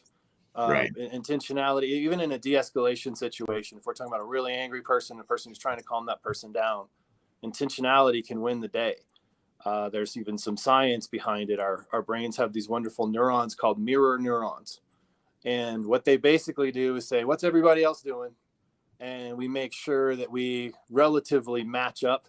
If you've ever had this in a meeting where somebody yawns and then other people start yawning, that's mirror neurons. Or it could be that I was talking, is the other possibility. All right. But mirror neurons cause our brains to say, okay, I need to kind of match what everyone else is doing. It's the same reason if you're talking really loud at a party and all of a sudden it gets quiet and you're the only one, and that feeling of embarrassment. Mirror neurons. So we use those in this case to our advantage. The intentional person can cause the person to pace where they're at. Unlike, I think last time I was on, we talked about the Jerry Springer effect, where people get louder and louder and less and less in control. This goes the other way. The intentional person can bring that other person down. And it's not just about anger or escalation. Mirror neurons work in any group environment. So the person who's being intentional, and it might be about smiling or being more friendly or showing more interest in my coworkers, that intentional person can have an effect on everybody else, which is wonderful. Right. So so when you think about the culture, so we talked about the mirror neurons and sort of the weather that we can create. What are some of the specific dimensions of culture? Like if we were to unpack it a little bit more and describe it, what are some of those major components of culture? I was thinking about this before talking to you, because I was thinking, what would be valuable, elements of an organizational culture with some of the organizations that you all work with. And I know you work with a wide variety. So I was trying to think of just valuable traits. And I think the healthiest organizations, a big one we don't always think about, is curiosity. I want a culture of learning and growth and curiosity that we all look around and we love learning. We love learning new things. I think organizations can definitely we sometimes seek comfort as human beings. So we can get in that fixed mindset versus the growth mindset where I want things to stay the same. I want them to stay comfortable and familiar so that no new stuff comes into my little world and disrupts my comfort and my stability. So I think a healthy organization is kind of the opposite, where we're always looking around, not distracted from the important things, but just curious to always find out what's new. Is there a better way? Again, thinking in terms of growth and improvement. To me, regardless of the field, whether it be a school or a software company, that culture of curiosity and learning, super valuable, because we're always, just by definition, we're going to be getting better, and we're not going to get stuck in some of the old ways, especially the ones that are maybe less productive or less healthy. Right. Yeah. I got a couple more. A culture of high expectations. And this is another thing that working with a lot of schools. I've been in schools now in all but 5 states, either 4 or 5 states I haven't been to, training and consulting with teachers and educators. A culture of high expectations is amazing in terms of what it can do.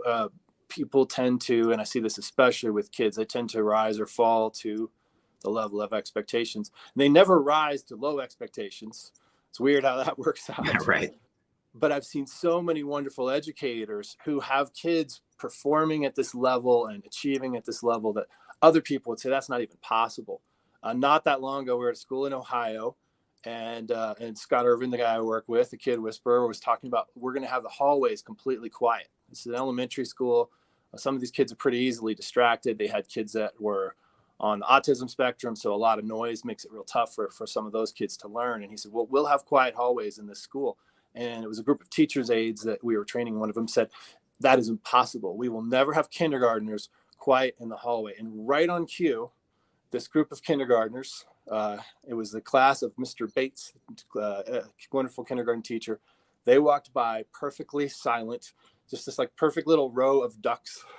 They had been to the library, so they're all hugging their little library books that they had, and 100%. I don't mean kind of quiet. They were 100% silent in a perfect row, walked by on cue, and Scott just kind of went. And this person wasn't, it's not like they had never been around kids. This person just had probably fallen down into this level of expectation of it's just not possible. I think healthy organizations, especially from the leadership, there's just a culture of really high expectations, meaning we're going to do great work here, whatever it is. And not because we're desperate and we have to meet these margins or we're going to go out of business. It's not that level of high expectation. This is just who we are. Right. To me, those are some of the best organizations. One more thought on that is, again, the high expectations don't come because, if we don't do this, we're screwed. It's not that kind of thinking. This is who we are, and it translates into beyond just our work. So a culture of service to others. We just celebrated Martin Luther King Day. And one of the great things that he said, of so many, but one of them he said, is anybody can be great because anybody can serve.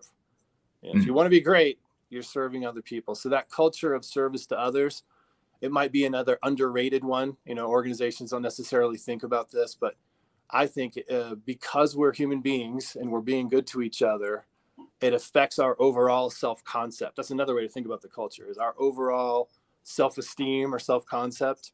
And so how we view ourselves, well, if I'm always helping people and I'm doing great stuff in service to my fellow humans, I start feeling pretty good about that. I feel good about myself and us as an organization. This is just who we are. We serve, we do great things for other people. So I could give you a million more, but those are 3 that I tried to pick. People don't always think about. I think high expectations, probably a lot of leaders would say, oh yeah, I do that. I set a culture of high expectations.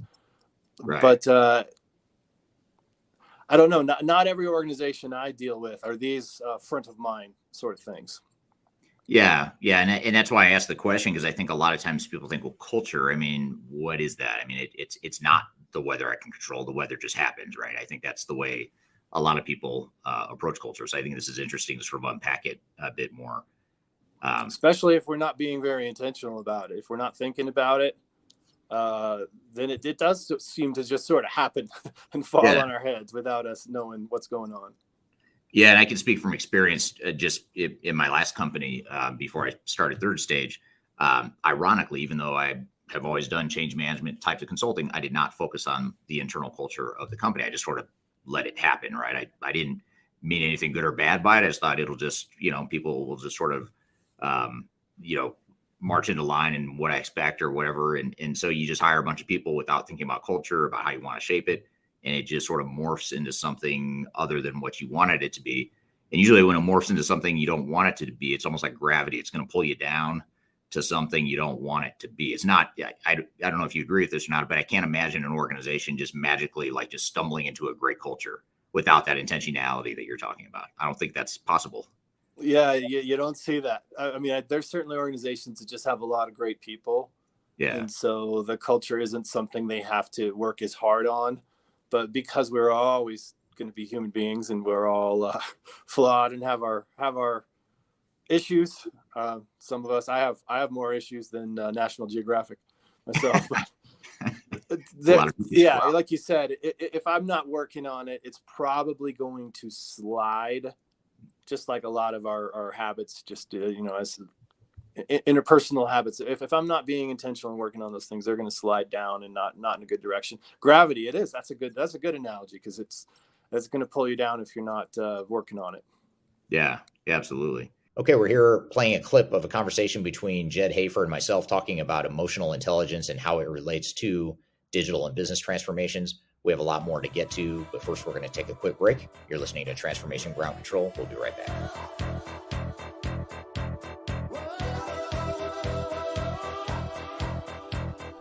If you are aiming for transformation success, turn to Third Stage Consulting Group. Third Stage's independent and technology agnostic consulting team helps clients define their digital strategies, define their roadmaps, and manage their transformations. With offices in the US, Europe, and Australia, our team helps the world's most forward-thinking organizations through their transformation pitfalls and risks. If you are embarking on a digital transformation or business change initiative, contact Third Stage Consulting to see how we can help you reach the third stage of transformation success. Learn more about us and download independent reports, videos, and other best practices at thirdstage-consulting.com.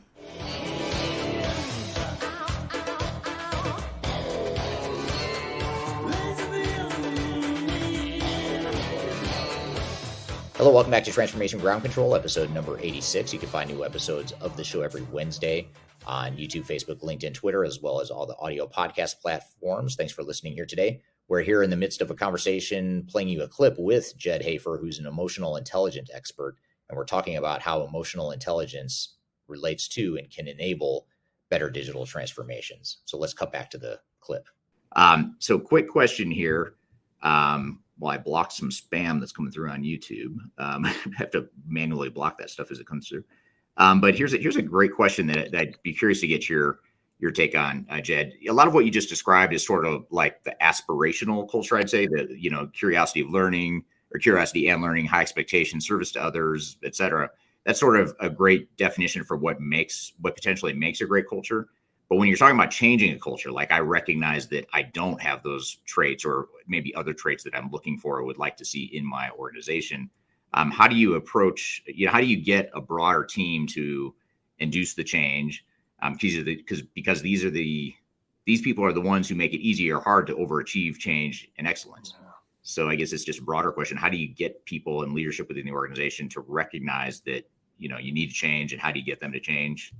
What are your thoughts? Well, hopefully I don't get hate mail for saying this, but I actually love meetings where I don't love meetings just for meeting's sake. Nobody does, but I love meetings where we get people together and get them excited about things. And so I would recommend, and we do this at schools, let's get everyone together and agree on things that are important to us, core values, and what our real mission is. And typically that's something you can watch people get pretty excited about, and let it be a wide open discussion where we can talk in those excited terms and say, wow, this is who we are. Again, in a school, one of the ones that will come up, because we'll give some examples or some suggestions, but we preserve the dignity of every single kid. And, you know, any good educator is going to get fired up about that as a core value, because they're like, yes, you know, and they've seen those instances where we didn't preserve the dignity of the kid, and it's not good. So that's one thing I really recommend, is some kind of exercise. I mean, a lot of this is modeled from the leaders, but in that exercise, hopefully it's not just the leaders sort of signing on and saying, this is who we are. We haven't done this before, but we're going to do some service things. We're going to go out and find people that we can do something for, maybe some people in need, and has nothing to do with our product, but we're going to just do it because that's who we are. We're people who care about others. And so, you know, kind of this mixture of leading by example and modeling, but also bringing people in. And we will literally a lot of times have everyone signs, physically signs this document and says, this is what we agree to. And for those who are leaders listening, the good news is we can use that later. And I so much rather use this to hold somebody accountable. All right. So in a school, you were screaming at that kid. Can you tell me, we all agreed we're going to preserve the dignity of our students. Can you tell me how screaming at that kid was preserving the dignity? And it just, as human beings, we don't want to be incongruent with our values. Right. And so that's, to me, such a better way to hold somebody accountable to the values that they agreed to versus, you know, I caught you breaking this rule and there's this check mark or whatever. I don't like to be held accountable that way. But when someone who I respect says, hey, does that line up with what you really believe and what your values are? It's pretty convicting. And so I think it has a twofold benefit. We get everyone excited up front saying this is who we are. And then later, if you want to me, it's just a more effective way of doing it. I realize we have to formalize it in some cases, but to be able to say, I'm going to use this value as the tool to hold you accountable rather than the rule. Right. And again, I'm not against rules, but I think for me, that's just more effective. I'd much rather be challenged that way than, you know, I may or may not think the rule has a really good reason to exist. Right. But if I physically signed a piece of paper that says, this is a value, this is what I believe, pretty hard for me to not feel some at least self-accountability there. Right. Now I think you've answered this in passing, you know, throughout the discussion here, but maybe I'll ask it anyway, and we can directly tackle this question, which is, you know, why is culture so important to organizational performance and success? Because we're individuals. Ultimately, we make our choices as individual human beings. So my first real job, one of my first real jobs, I always had several, but one of my first real jobs was a fast food place.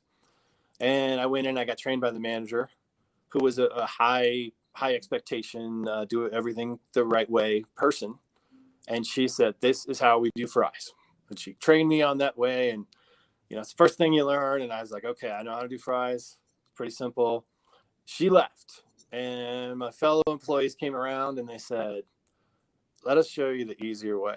The way she showed you was fine, but actually there's some unnecessary steps there that don't really accomplish anything. This is a little shortcut. This is the easier way to do it. This is how we do it. And I remember being in that immediate dilemma of, oh no, what I was told does not match what I'm experiencing. And there was almost a panic feeling. And I know you're on the edge of your seats. And so, yes, I did it the right way, which immediately caused in the culture, you get those kind of like, oh, you know, teacher's pet, you know, kiss up. So the way you were doing it from the person that left, that was the right way, not the way the other people. Yeah, I did it the right way. And then my coworkers instantly. So that's a long way of saying, if there's negativity in the culture, it puts that individual, any individual who encounters that, oh, we complain here. Okay, I'm gonna, I at least have the temptation to follow along with that. oh, we take shortcuts here. Okay, I have the temptation to follow along with that. If nothing else, maybe I don't. My coworkers are probably not going to have sat down and say, oh, we're really going to work on a culture of high expectations here and try to influence me that way, like the leaders would. And so it's sort of what you said before. If I'm not addressing it and really trying to do these proactive things to make it positive, it's probably going to slide down to some level into negativity. And I think we talked about last time, the most common, I think, is just complaining. We're all much beset and put upon and oppressed and victimized. Oh, it's so hard. And that's the beginning. When I stop appreciating, wow, this is an awesome thing that I get to do with these awesome people I get to work with, and I start finding myself complaining about it. The unfortunate thing about that is my brain hears that. And my brain hears this sort of unquestioned, because as much as we can filter out other things, it's hard to filter out our own voice. This is why things like affirmations work, right? So I hear my own voice joining in this chorus of complaining, and pretty soon, oh, this is a terrible place. Negativity can just be so contagious, and I think that's why we have to be on top of this, trying to keep the culture healthy, because it's just like the human body. You know, if I'm not working on keeping my body healthy, some unhealthy stuff is going to start happening. Yeah. And, you're and not then just it can just be the healthy. death of an organization. Yeah. So speaking of that, do you have examples of that you've seen in your career, or maybe one in particular that stands out, of situations where you saw culture drag the company down? Yeah, I worked for a nonprofit that helped kids that were in trouble for many years, and by definition, I mean, we paid, the pay was terrible, and one of the beliefs was, well, that will filter out anybody who might be here for the wrong reasons, right? If they're here for the money, they're not gonna stay. Go do something that's much easier that also pays better, because it was a hard job and it also paid poorly. Right. So we tended to get really good people with great hearts, or we'd get kind of the other end of the spectrum. They're here because they couldn't get any other job, or they're desperate, or some other, less positive motivator that brought them in. And so that culture was always a tug of war between the true believer, I would do anything to help these kids, and I really believe in their success, super positive people on one side, and pretty negative, pretty toxic people on the other side. And I could sometimes watch it. It was almost like watching a tug of war. And unfortunately, yeah, there were times, always ebbed and flowed. Never was perfect.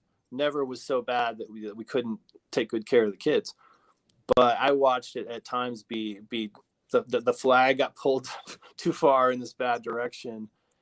And it was really harmful, especially to the good employees. And I hate to, sound like I was judging everybody, but you have your employees who really care, and the kids could tell very quickly who really cares and who's just doing this because it's a job or whatever. I think that's true in a lot of fields. Those people who didn't really care could actually have a pretty big impact on the people who were there for the right reasons and did really care. And, it was never all or nothing, but you could really see that ebb and flow. And sometimes it could be pretty destructive. I think we lost some really good people because they would say, I just can't be around these people who are so negative all the time. Right. Yeah, that's a great point. And you alluded in that example there, and also the French fry example, making the French fries, you sort of alluded to this thought that, if you have someone up above, a leader within the organization, that whether they're deliberately doing or not, they're having some sort of impact on shaping the culture. In the case of the French fries, it sounds like someone who was above you sort of affirmed that you were doing it the right way, and the other people that were telling you to do it a different way were wrong, or that wasn't the way the company wanted you to be doing it. It sounds like, so leadership and management, how does that all fit in, or have you seen that affect a culture as well? Yeah, I think I need to remember as a leader, I ought to be giving people some whys. It's another reason to do this kind of who we are, core values, what are we excited about in our mission exercise, getting everybody to agree, kind of sign off on it. For most people, without a why, it's pretty easy to slide down, again, in a bad direction. of whether I've worked with people who quit smoking, for instance. You know, they went to the doctor and they see this really scary picture of their lung and they say, you love your kids, right? Okay. And now all of a sudden I have this super powerful why. If I have a really powerful why, I'm going to do those things that I need to do. As a leader, I've got to be giving my people the strong why, so that, and it can't just be making money. It can't just be so that you individually make money or that we as a company make money. It's got to be something more than that. That to me, I think, is the best protector against the French fry scenario. If those fellow employees all understood, oh, there is a good reason to do it the right way, and we care about that reason, then they're probably less prone to take those shortcuts. So I think that's what a leader can do to kind of guard against bad culture creep. I don't know if we just invented a term. the creeping in of the sort of contagious among the employees, negative stuff. If we all are, at least to some degree, focused on the good reason why, the good rationales for why we do things this way, the right way, I think that helps insulate us from some of that. So in your example of the schools and I'll maybe generalize a little bit more and say, nonprofits or any organization where employees have a higher sense of meaning or purpose, beyond just a paycheck, beyond just a job. Let's assume it's an organization like that, whether it's a school or a nonprofit or whatever. How is it then that you get a bunch of good people that mean well, that have a sense of purpose? How could an organization like that possibly have that what you call it, culture creep? The culture creep. How could you possibly have that if we all mean well, we're all good intentioned, we're all trying to do the right thing? How could a culture possibly become toxic in that sort of environment?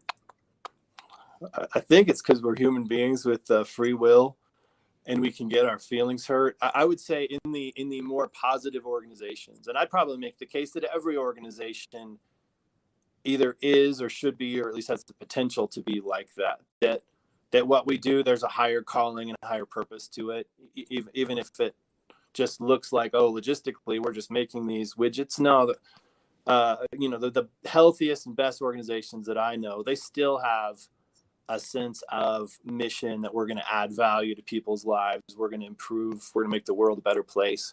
I don't think that's limited to just, I started in the nonprofit world and then sort of moved into a lot of education organizations. But I've seen companies that you wouldn't necessarily off the top of your head say, oh, that's a super benevolent organization, but then they are. In some cases, they're doing some of the most good in the world, even if it's just generosity. And I know you know this, but because I have seen, again, organizations full of good people, I think the interpersonal conflict, that thin-skinnedness that we can have, or we get our feelings hurt, truly sometimes we're like little kids, and like so-and-so got positive attention for doing that thing, and I'm over here going, what about me? Right. Just again, that we're human beings. I think it's certainly possible. If you could probably see this in a family, absolutely wonderful people, loving people, and they don't talk to each other. Right. They hate each other. They got in a fight at Thanksgiving a few years ago, and they don't talk anymore. You're like, how is that even possible? Because they're both the nicest people. Of course, that can happen in an organization. Again, I think the prevention for that is partly just the awareness that we always need to be working on and cognizant of this kind of nebulous in the air thing that is the culture. I'm not necessarily a fan of forced team stuff that causes a lot of people to roll their eyes. And I was one of those eye rollers when bosses said, we're going to do this thing. That said, I think healthy organizations, they're always putting out things that help us just get along with each other and appreciate one another better as human beings. There's another one we could add, in appreciation. Appreciation is often an antidote for that infighting and negativity that can creep in, even between two good people or two good departments. I bet you've seen this. This is a great department full of really good individuals that do great work. This is a great department full of good individuals. Because of some dynamic, they get at odds and they don't handle that conflict or that disagreement well. I know last time I was on, we talked about kind of modeling as the leader, handling being disagreed with in a real healthy way. That's really good for my people to see. But I think sometimes it's just that little seed of division, and all of a sudden, even really nice people can be at each other's throats. At least in my family, that's the way it goes. That's interesting you say that, because one of the common phenomena we see in any organization, whether it's for-profit, nonprofit, government, public sector, whatever, or education, you see these organizations where they have people that mean well. They want to support the overall vision of the company. They might believe in the change that they're going through as an organization, whether it's a digital transformation or org restructure, whatever the case may be. But yet, and so you get this mindset, sort of a false sense of security that this change isn't going to be that difficult. Our team's on board, and they're willing to go through the hard work to make the change. But then you made the point about your feelings getting hurt along the way. And then you start to realize, as a human, you're taking away some of my responsibilities, or you're changing my job, you're somehow disrupting my world, and my feelings are hurt. And now it starts to undermine my commitment or my excitement about this change initiative we're going through. So even in the best intentioned organizations, if you don't mitigate that, that stuff sorts to seep to the surface over time. And I think a lot of executives fail to see that in organizations. And if I'm working with that company, I really would try to zero in on what's causing fear and anxiety, because fear and anxiety kind of sends us to the dumber parts of our brain, just like anger does. Right. And of course, if there's change, I'm going to feel some trepidation, some anxiety. So doing a good job, and this is one of the things I know you do, organization does a good job up front and proactively of helping mitigate some of that fear and anxiety, and letting people know it is going to be change, but it's also going to be okay. And on the other end of it, things are going to be better. We're going to be better. Again, easy to say, but sometimes it's hard to alleviate those fears for people. So that's what I look for, is during a change, is the fear causing individuals to behave in ways that they wouldn't normally, and how can we help them with that fear and the unpredictable, the unknown. If people, I always think about people's top fears. The unknown is often out there because we don't know what it is. And then another one that comes up a lot is public speaking. If you think about that, and doing a lot of public speaking, I enjoy it immensely. And I've thought, why is that such a great fear? And I realized I don't think it's even public speaking. I think it's public embarrassment that people are really afraid of. And so that's just a scenario that they imagine that would be really embarrassing. I imagine having to sing karaoke and there's no alcohol. It's not even karaoke at that point. But yeah, if I had to sing in front of a bunch of people, that would be the scary scenario for me. So I don't think it's really public. I think it's public embarrassment.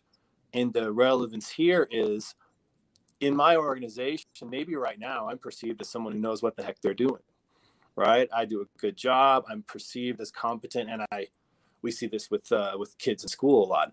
I have this sense of how competent I am. I have a self-concept based on, am I good at this or am I not? I've been doing this thing and now I feel like I'm pretty good at it. And now you are going to ask me to do this new thing. And a huge fear that we don't always think about is, I'm going to look like a fool in front of these people who have historically, I feel like I've earned their respect and they see me as a capable person. So you just asked me to go from doing something I feel good about to something I'm scared to do. And in some sense, it's going to be in front of, because the results are, they're going to be put out there in front of my peers. Well, that's the very thing that some kids, their worst nightmare is having to go up and solve a problem, up on the board in front of the class. Sometimes as an organization, that's kind of what we're doing. And in many cases, we're doing it to our best people. Oh, yeah. You're the really capable person. We'll give you this new task. You'll be great at it. And we don't think enough about how scary that might be for that person. So yeah, I think the short answer of what to look for when people are maybe not behaving the way we hoped during a change is what's scaring them, what's hurting them, or what's scaring them, or what in the past has hurt or scared them that this is reminiscent of.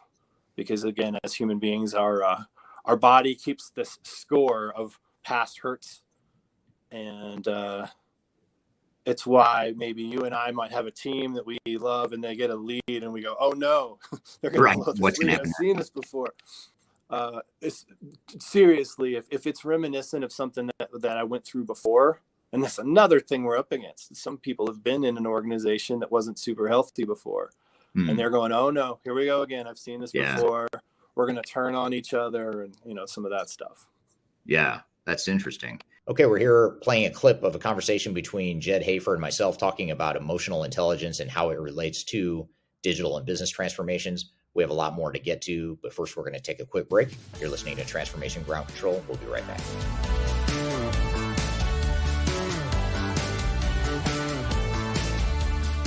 Hi, this is Eric Kimberling, the CEO of Third Stage Consulting, and we recently hosted our Digital Stratosphere 2022 virtual event. It's 3 days of packed content related to digital transformation best practices, about 16 or 18 different workshops and different speakers that are presenting on different topics, everything you need to know about transformation. The bad news is if you missed that event, the event's over. The live event already happened. But the good news, if you've missed it, or even if you did attend it and you want to see replays or you want to catch the sessions you missed, you can do that now by going to stratosphere2022.com. Go to stratosphere2022.com, register. All you have to do is put in your name and email address, just a few fields. You get immediate access to all the recordings, and the recordings cover everything from digital strategy, software selection, organizational change, process improvement, architecture, data migration, cloud, trends in the industry, how to avoid failure, some of the legal aspects to think about, contractual aspects to think about as it relates to your transformation. All that is stuff that you'll get by registering for Stratosphere 2022 replay. And again, go to stratosphere2022.com and you can listen to all the replays of all the workshops that you might have missed at the event. So hope you check it out, and thanks for listening. We'll see you soon.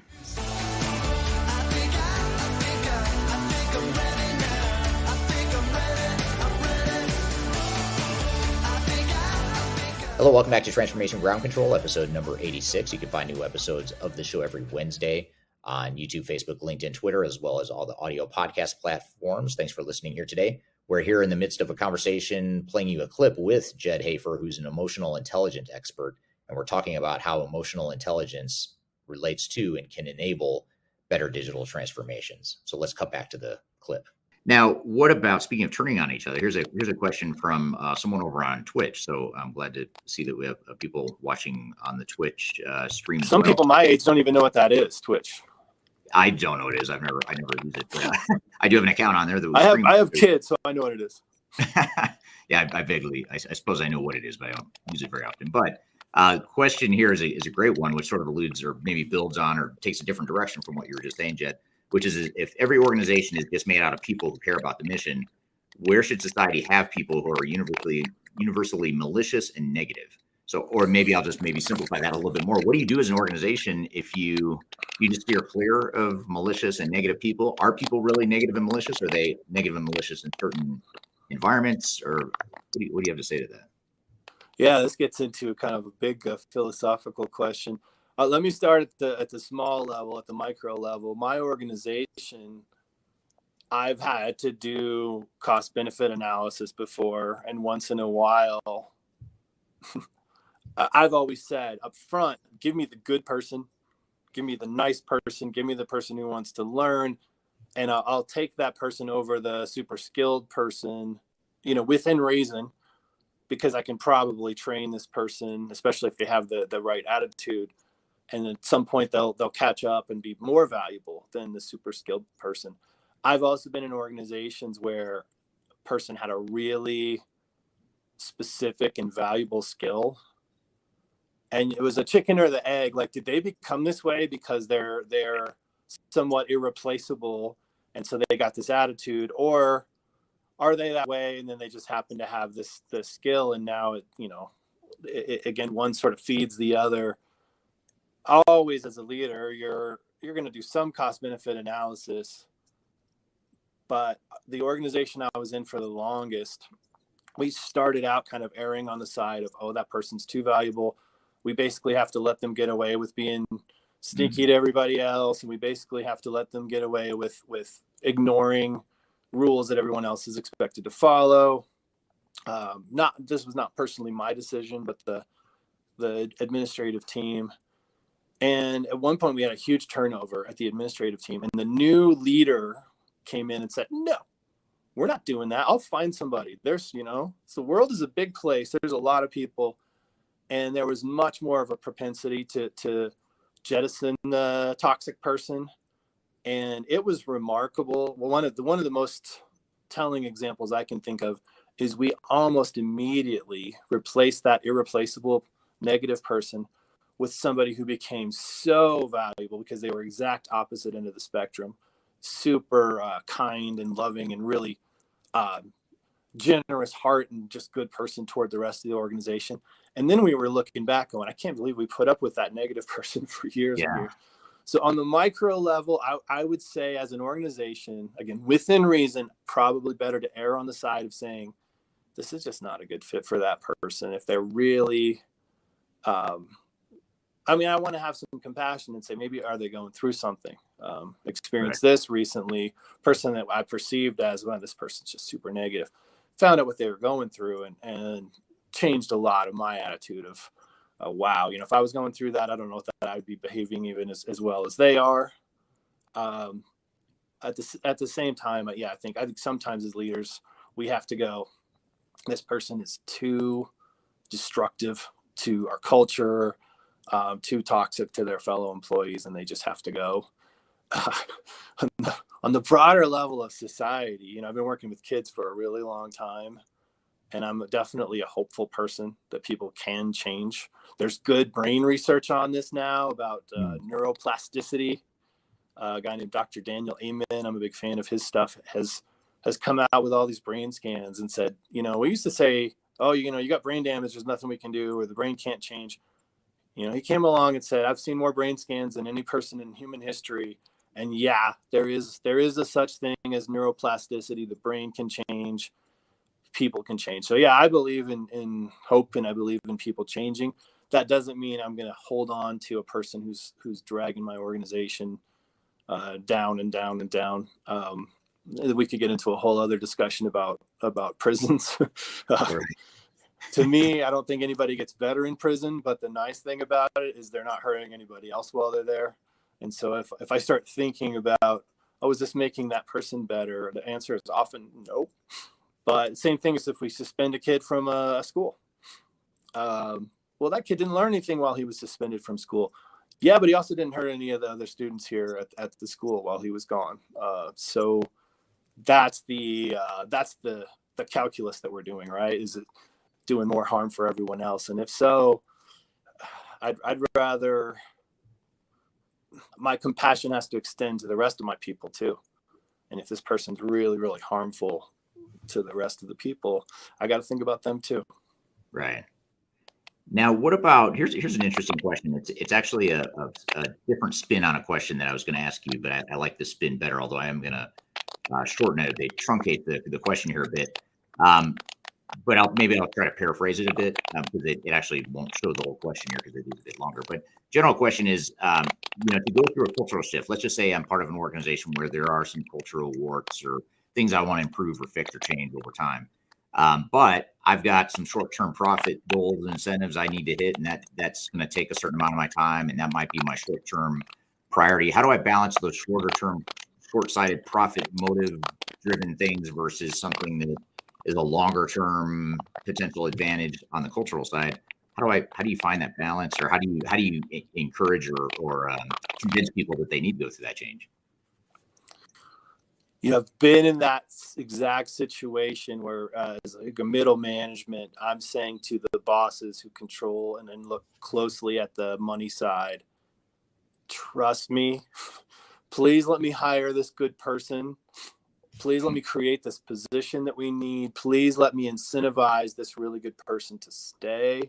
I promise you it'll pay off in the long run. I've been that guy. And I would say most of the time I was right. I was able to, in the long run, say, see, I told you, thank you for trusting me. Obviously, I don't want to see a company go out of business because on the front end, the cost of doing this stuff is just too much. But I really do believe if we think longer term and we think bigger picture, which is happening less and less in our world. You see stats on how quickly people will leave a job versus, our parents' generation, they'd stay in the same organization for 40 years or whatever. And now it's more like 40 minutes sometimes, Right. Because a lot more people are doing things digitally and remotely. It's just the loyalty of that part of the culture, that loyalty, we're all in this together, is lessened. But at the same time, as a leader, I've almost never regretted the front end investment. And I would say, and I was reading the question, it's kind of small letters, but I was reading it as you were reading. That investment is usually about the time and the energy and the prioritization that the leader is doing than it is necessarily this huge financial commitment. Mm-hmm. I don't know how much money the average organization that you work with is spending on culture. If it's like the donut the donut fund and the once a year retreat, or I don't know what people are doing. I know that, to me, the biggest investment comes from that leader going around and making contact with people and checking in and intentionally modeling some of these things that we've talked about. It doesn't really cost anything. Yeah, it costs your time, but you're gonna spend that time doing something. So especially if it's not a hard investment, I think it's super easy to justify. Yeah, if all of a sudden I'm going into the red doing some of this stuff, certainly I got to look at that. But as the person who's been in the really tough position of the middle, kind of pulling from both sides of it, I have mostly had really good long-term results. I remember a couple people in particular, we just had to come up with more to keep them because they were so good. And my boss later was like, wow, that was a really, really good decision, because I see how incredibly valuable they are. And there's a small number of people in the world who would be that valuable in that role. Right. Well, it almost, it brings me back to the first analogy, or one of the first analogies you brought up here today, which is creating the weather. It's like if your journey is to go towards success, profitability, whatever your short-term goal might be, you've got the short-sighted goal. Do you want to do it in a blizzard and a snowstorm with ice and dangerous conditions, or would you rather do it on a beach where it's sunny and warm and not too hot? And so it's sort of like you're setting the backdrop for what your journey towards those short-term goals are going to be. And so it seems like you've got those people who are just sunshine, you gotta take good care of them, and then you should also be one of those people. If you're the person who's charged with keeping the culture positive, that means I sometimes have to remember I like people, but sometimes I have to remind my face that I like people. Right. I need to be that person who's going around and being sunshine.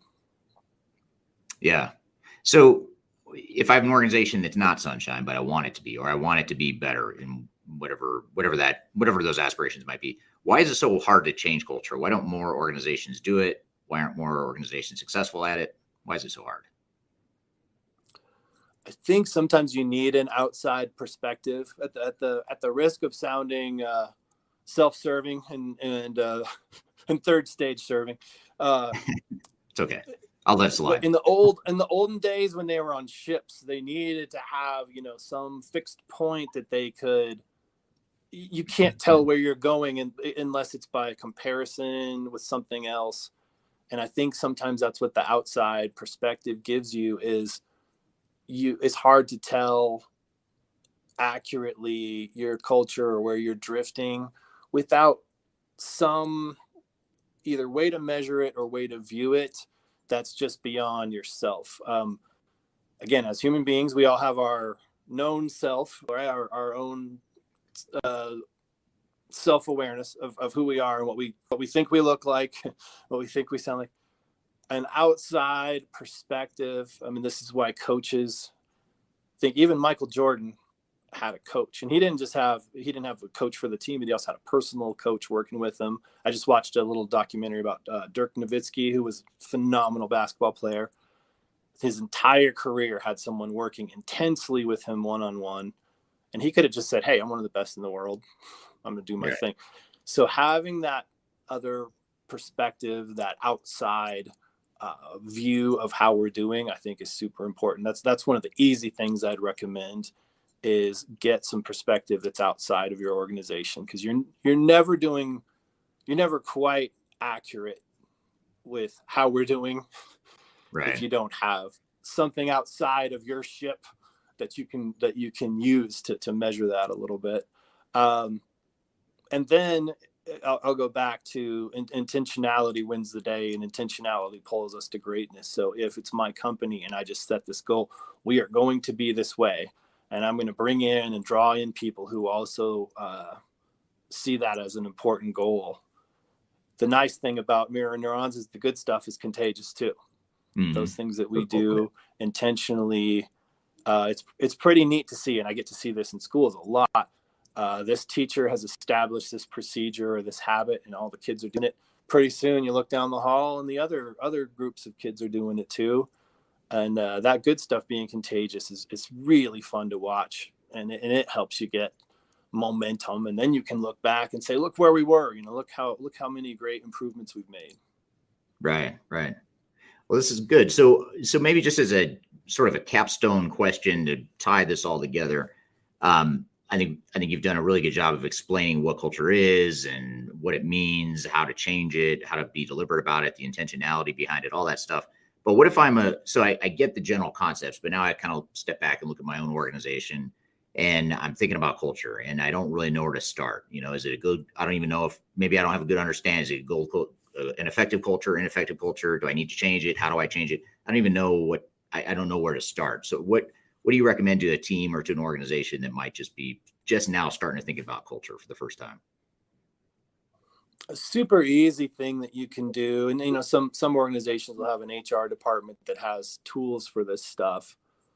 But if you don't, there are ways to send out anonymous surveys or requests for feedback. And I like an initial round. I mean, both all information can be valuable information. Someone tells you, your feet stink. You're like, okay, that's valuable information. I can do something with that. So the first round is an anonymous round, in a sense of, we put out a way for people to give us this feedback. We're soliciting it. It's safe. They feel safe in being really honest. There will come a round where we want the more specific, and we want to know the source and dig into it a little bit more. But I mean, the easiest thing in the world to be, set up, and you probably have 10 different tools that you might recommend, but I'm picturing some kind of a survey that people fill out, and we assure them, and it's because it's true. We're just going to get the overall feedback, and it's safe for you to be truthful. Right. That's an easy thing to do. And I'd keep it short, but to the important information that you're trying to solicit. Just that step alone, some organizations are surprised in either direction. They're surprised how happy and feeling good about the organization people are, or the other way. And if they knew whose answers were whose, they'd probably be even more surprised. But then that next level of evaluation of our organization, again, something I know that you help companies do. And to me, that is fun stuff. It's not always easy, and sometimes it can be unpleasant, but just like our own, in our own lives, we become more self-aware. We're probably going to have better luck making the changes that we need to make. If I just never look in the mirror or I never do anything to check on how I'm doing, I probably am going to lose sight of some things. It doesn't mean I need to be obsessed. And organizations can do this too. They can go too far the other way and just get absolutely obsessed with feedback. And they're always looking in the mirror so much that they don't do other things as much as they should. But that's a good first step is an honest. And the reason I say start with the anonymous is it gives people, it kind of opens the door to, there's only one reason in the world I would ask that question and let you answer it anonymously. I really do want the answer. Right. Right. So it's a sincere move on the part of the organization. Yeah. Yeah, absolutely. And I think that you're right that assessing and having that objective view of your culture, the strengths and the weaknesses, and then stepping back and looking at, is that what we intended? Is that what we want? Is that what's best for us to achieve whatever our longer term goals are? And then figuring out, almost like the dials, on a control board, you're sort of tweaking the culture the way you want it in certain dimensions, whether it's a lot of the things you mentioned, the level of curiosity or the level of expectations, accountability, whatever it is. I mean, every culture has their own way of defining it, but you sort of have to define what you are today, what you want to be, and then ultimately how to transition that culture over time. And just understand that you'll never get those dials quite perfect. You'll always be adjusting them. That frustrates some people, but that's the journey of life. We never really quite arrive. That's how I am with my sound system at home. I can never get it exactly how I want, or the song changes and then I have to change it again because it doesn't sound quite right to me. So it's a good way. But you can get it pretty darn good. You can, and I'm thinking about it. I guess that's the key: is if you're thinking about it, you're focused on it, you're consciously aware. I think that intentionality that you talked about early on is super important, because it's deliberate. I mean, you are intentionally doing certain things to drive a certain type of culture, or you're not, in which case the gravity that we talked about will sort of suck it down to the worst possible place. So and then the neatest thing will happen is a new person comes into your organization and they go, wow, what a great place this is. Just the feel here is so great. Or someone comes I go into Eric's house and I say, wow, this sounds great. Mine sounds like a tin can. You've really, really worked on this, and this is super impressive. It's nice because once in a while you get somebody, and it doesn't even mean that their organization was horrible or toxic, but when someone comes in and says, wow, we just didn't have this and I so appreciate it. What a great feeling. And then now you've got a new person who's a fan and is already in that place of appreciation and excitement, and your culture just probably got better.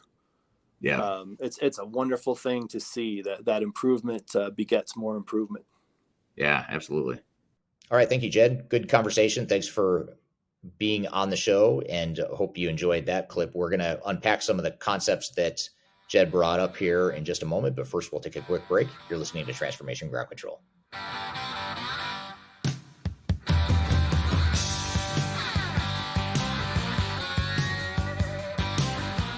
If you are aiming for transformation success, turn to Third Stage Consulting Group. Third Stage's independent and technology agnostic consulting team helps clients define their digital strategies, define their roadmaps, and manage their transformations. With offices in the US, Europe, and Australia, our team helps the world's most forward-thinking organizations through their transformation pitfalls and risks. If you are embarking on a digital transformation or business change initiative, contact Third Stage Consulting to see how we can help you reach the third stage of transformation success. Learn more about us and download independent reports, videos, and other best practices at thirdstageconsulting.com.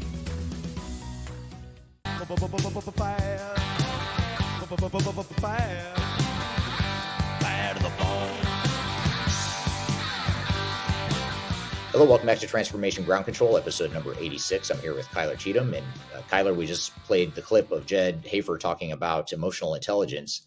A great clip that first appeared on the show several episodes ago. I don't even remember when it was. I think it was late last year, maybe early this year. Several months ago, we thought it was so good that we'd play it for you again. But what were some of your thoughts and takeaways now that time has passed and you've heard the clip again? Yeah, well, I think attaching it to your conversation with Whynde too, and just around the education behind how do you set people up to be successful in the workforce. So Jedd, as we mentioned, is a specialist in education specifically when it comes to emotional intelligence.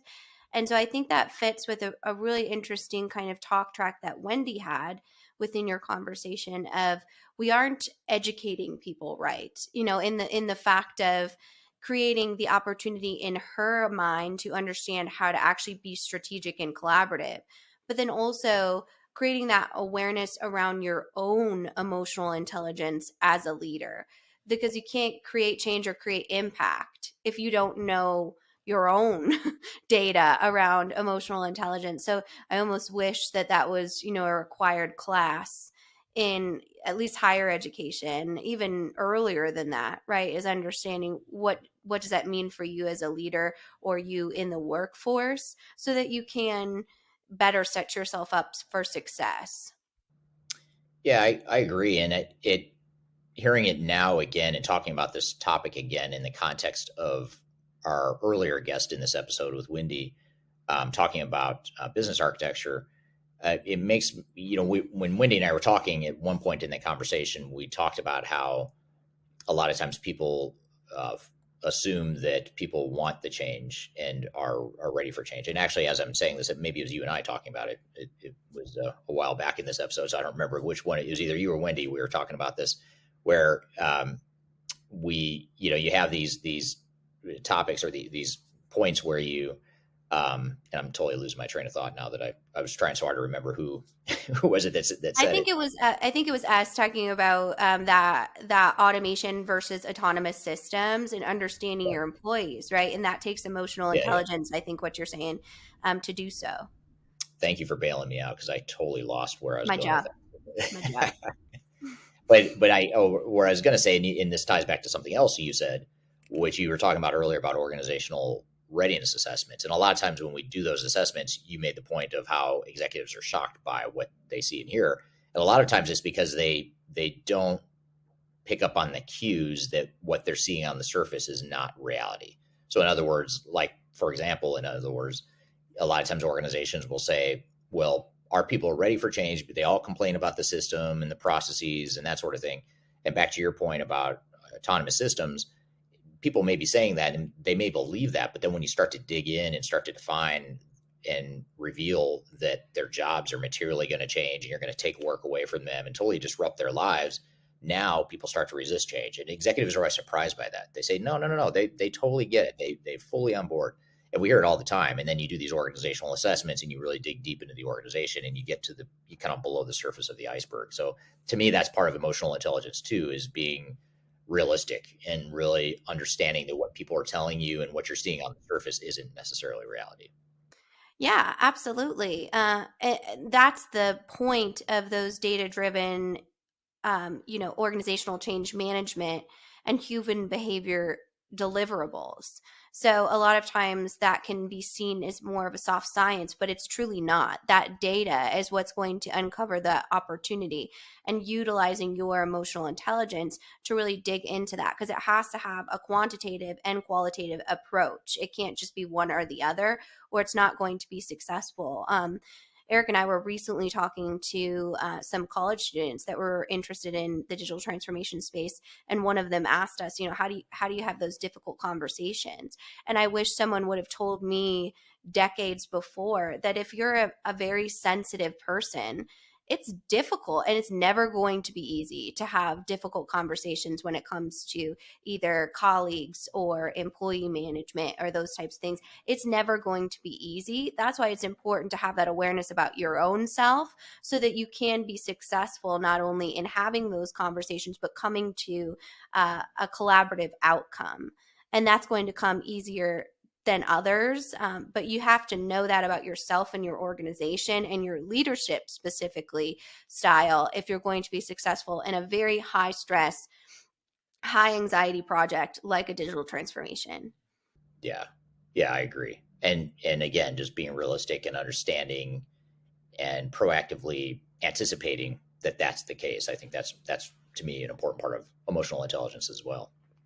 Absolutely. So highly recommend, doing those emotional intelligence surveys, those types of things. You can find a lot out about yourself, or simply reading a book about what does that mean, so that way, you can help empower your organization to have that organizational agility. But until you know where you're at, your current state and level of emotional intelligence as an organization, it's very difficult to have that culture of transformation.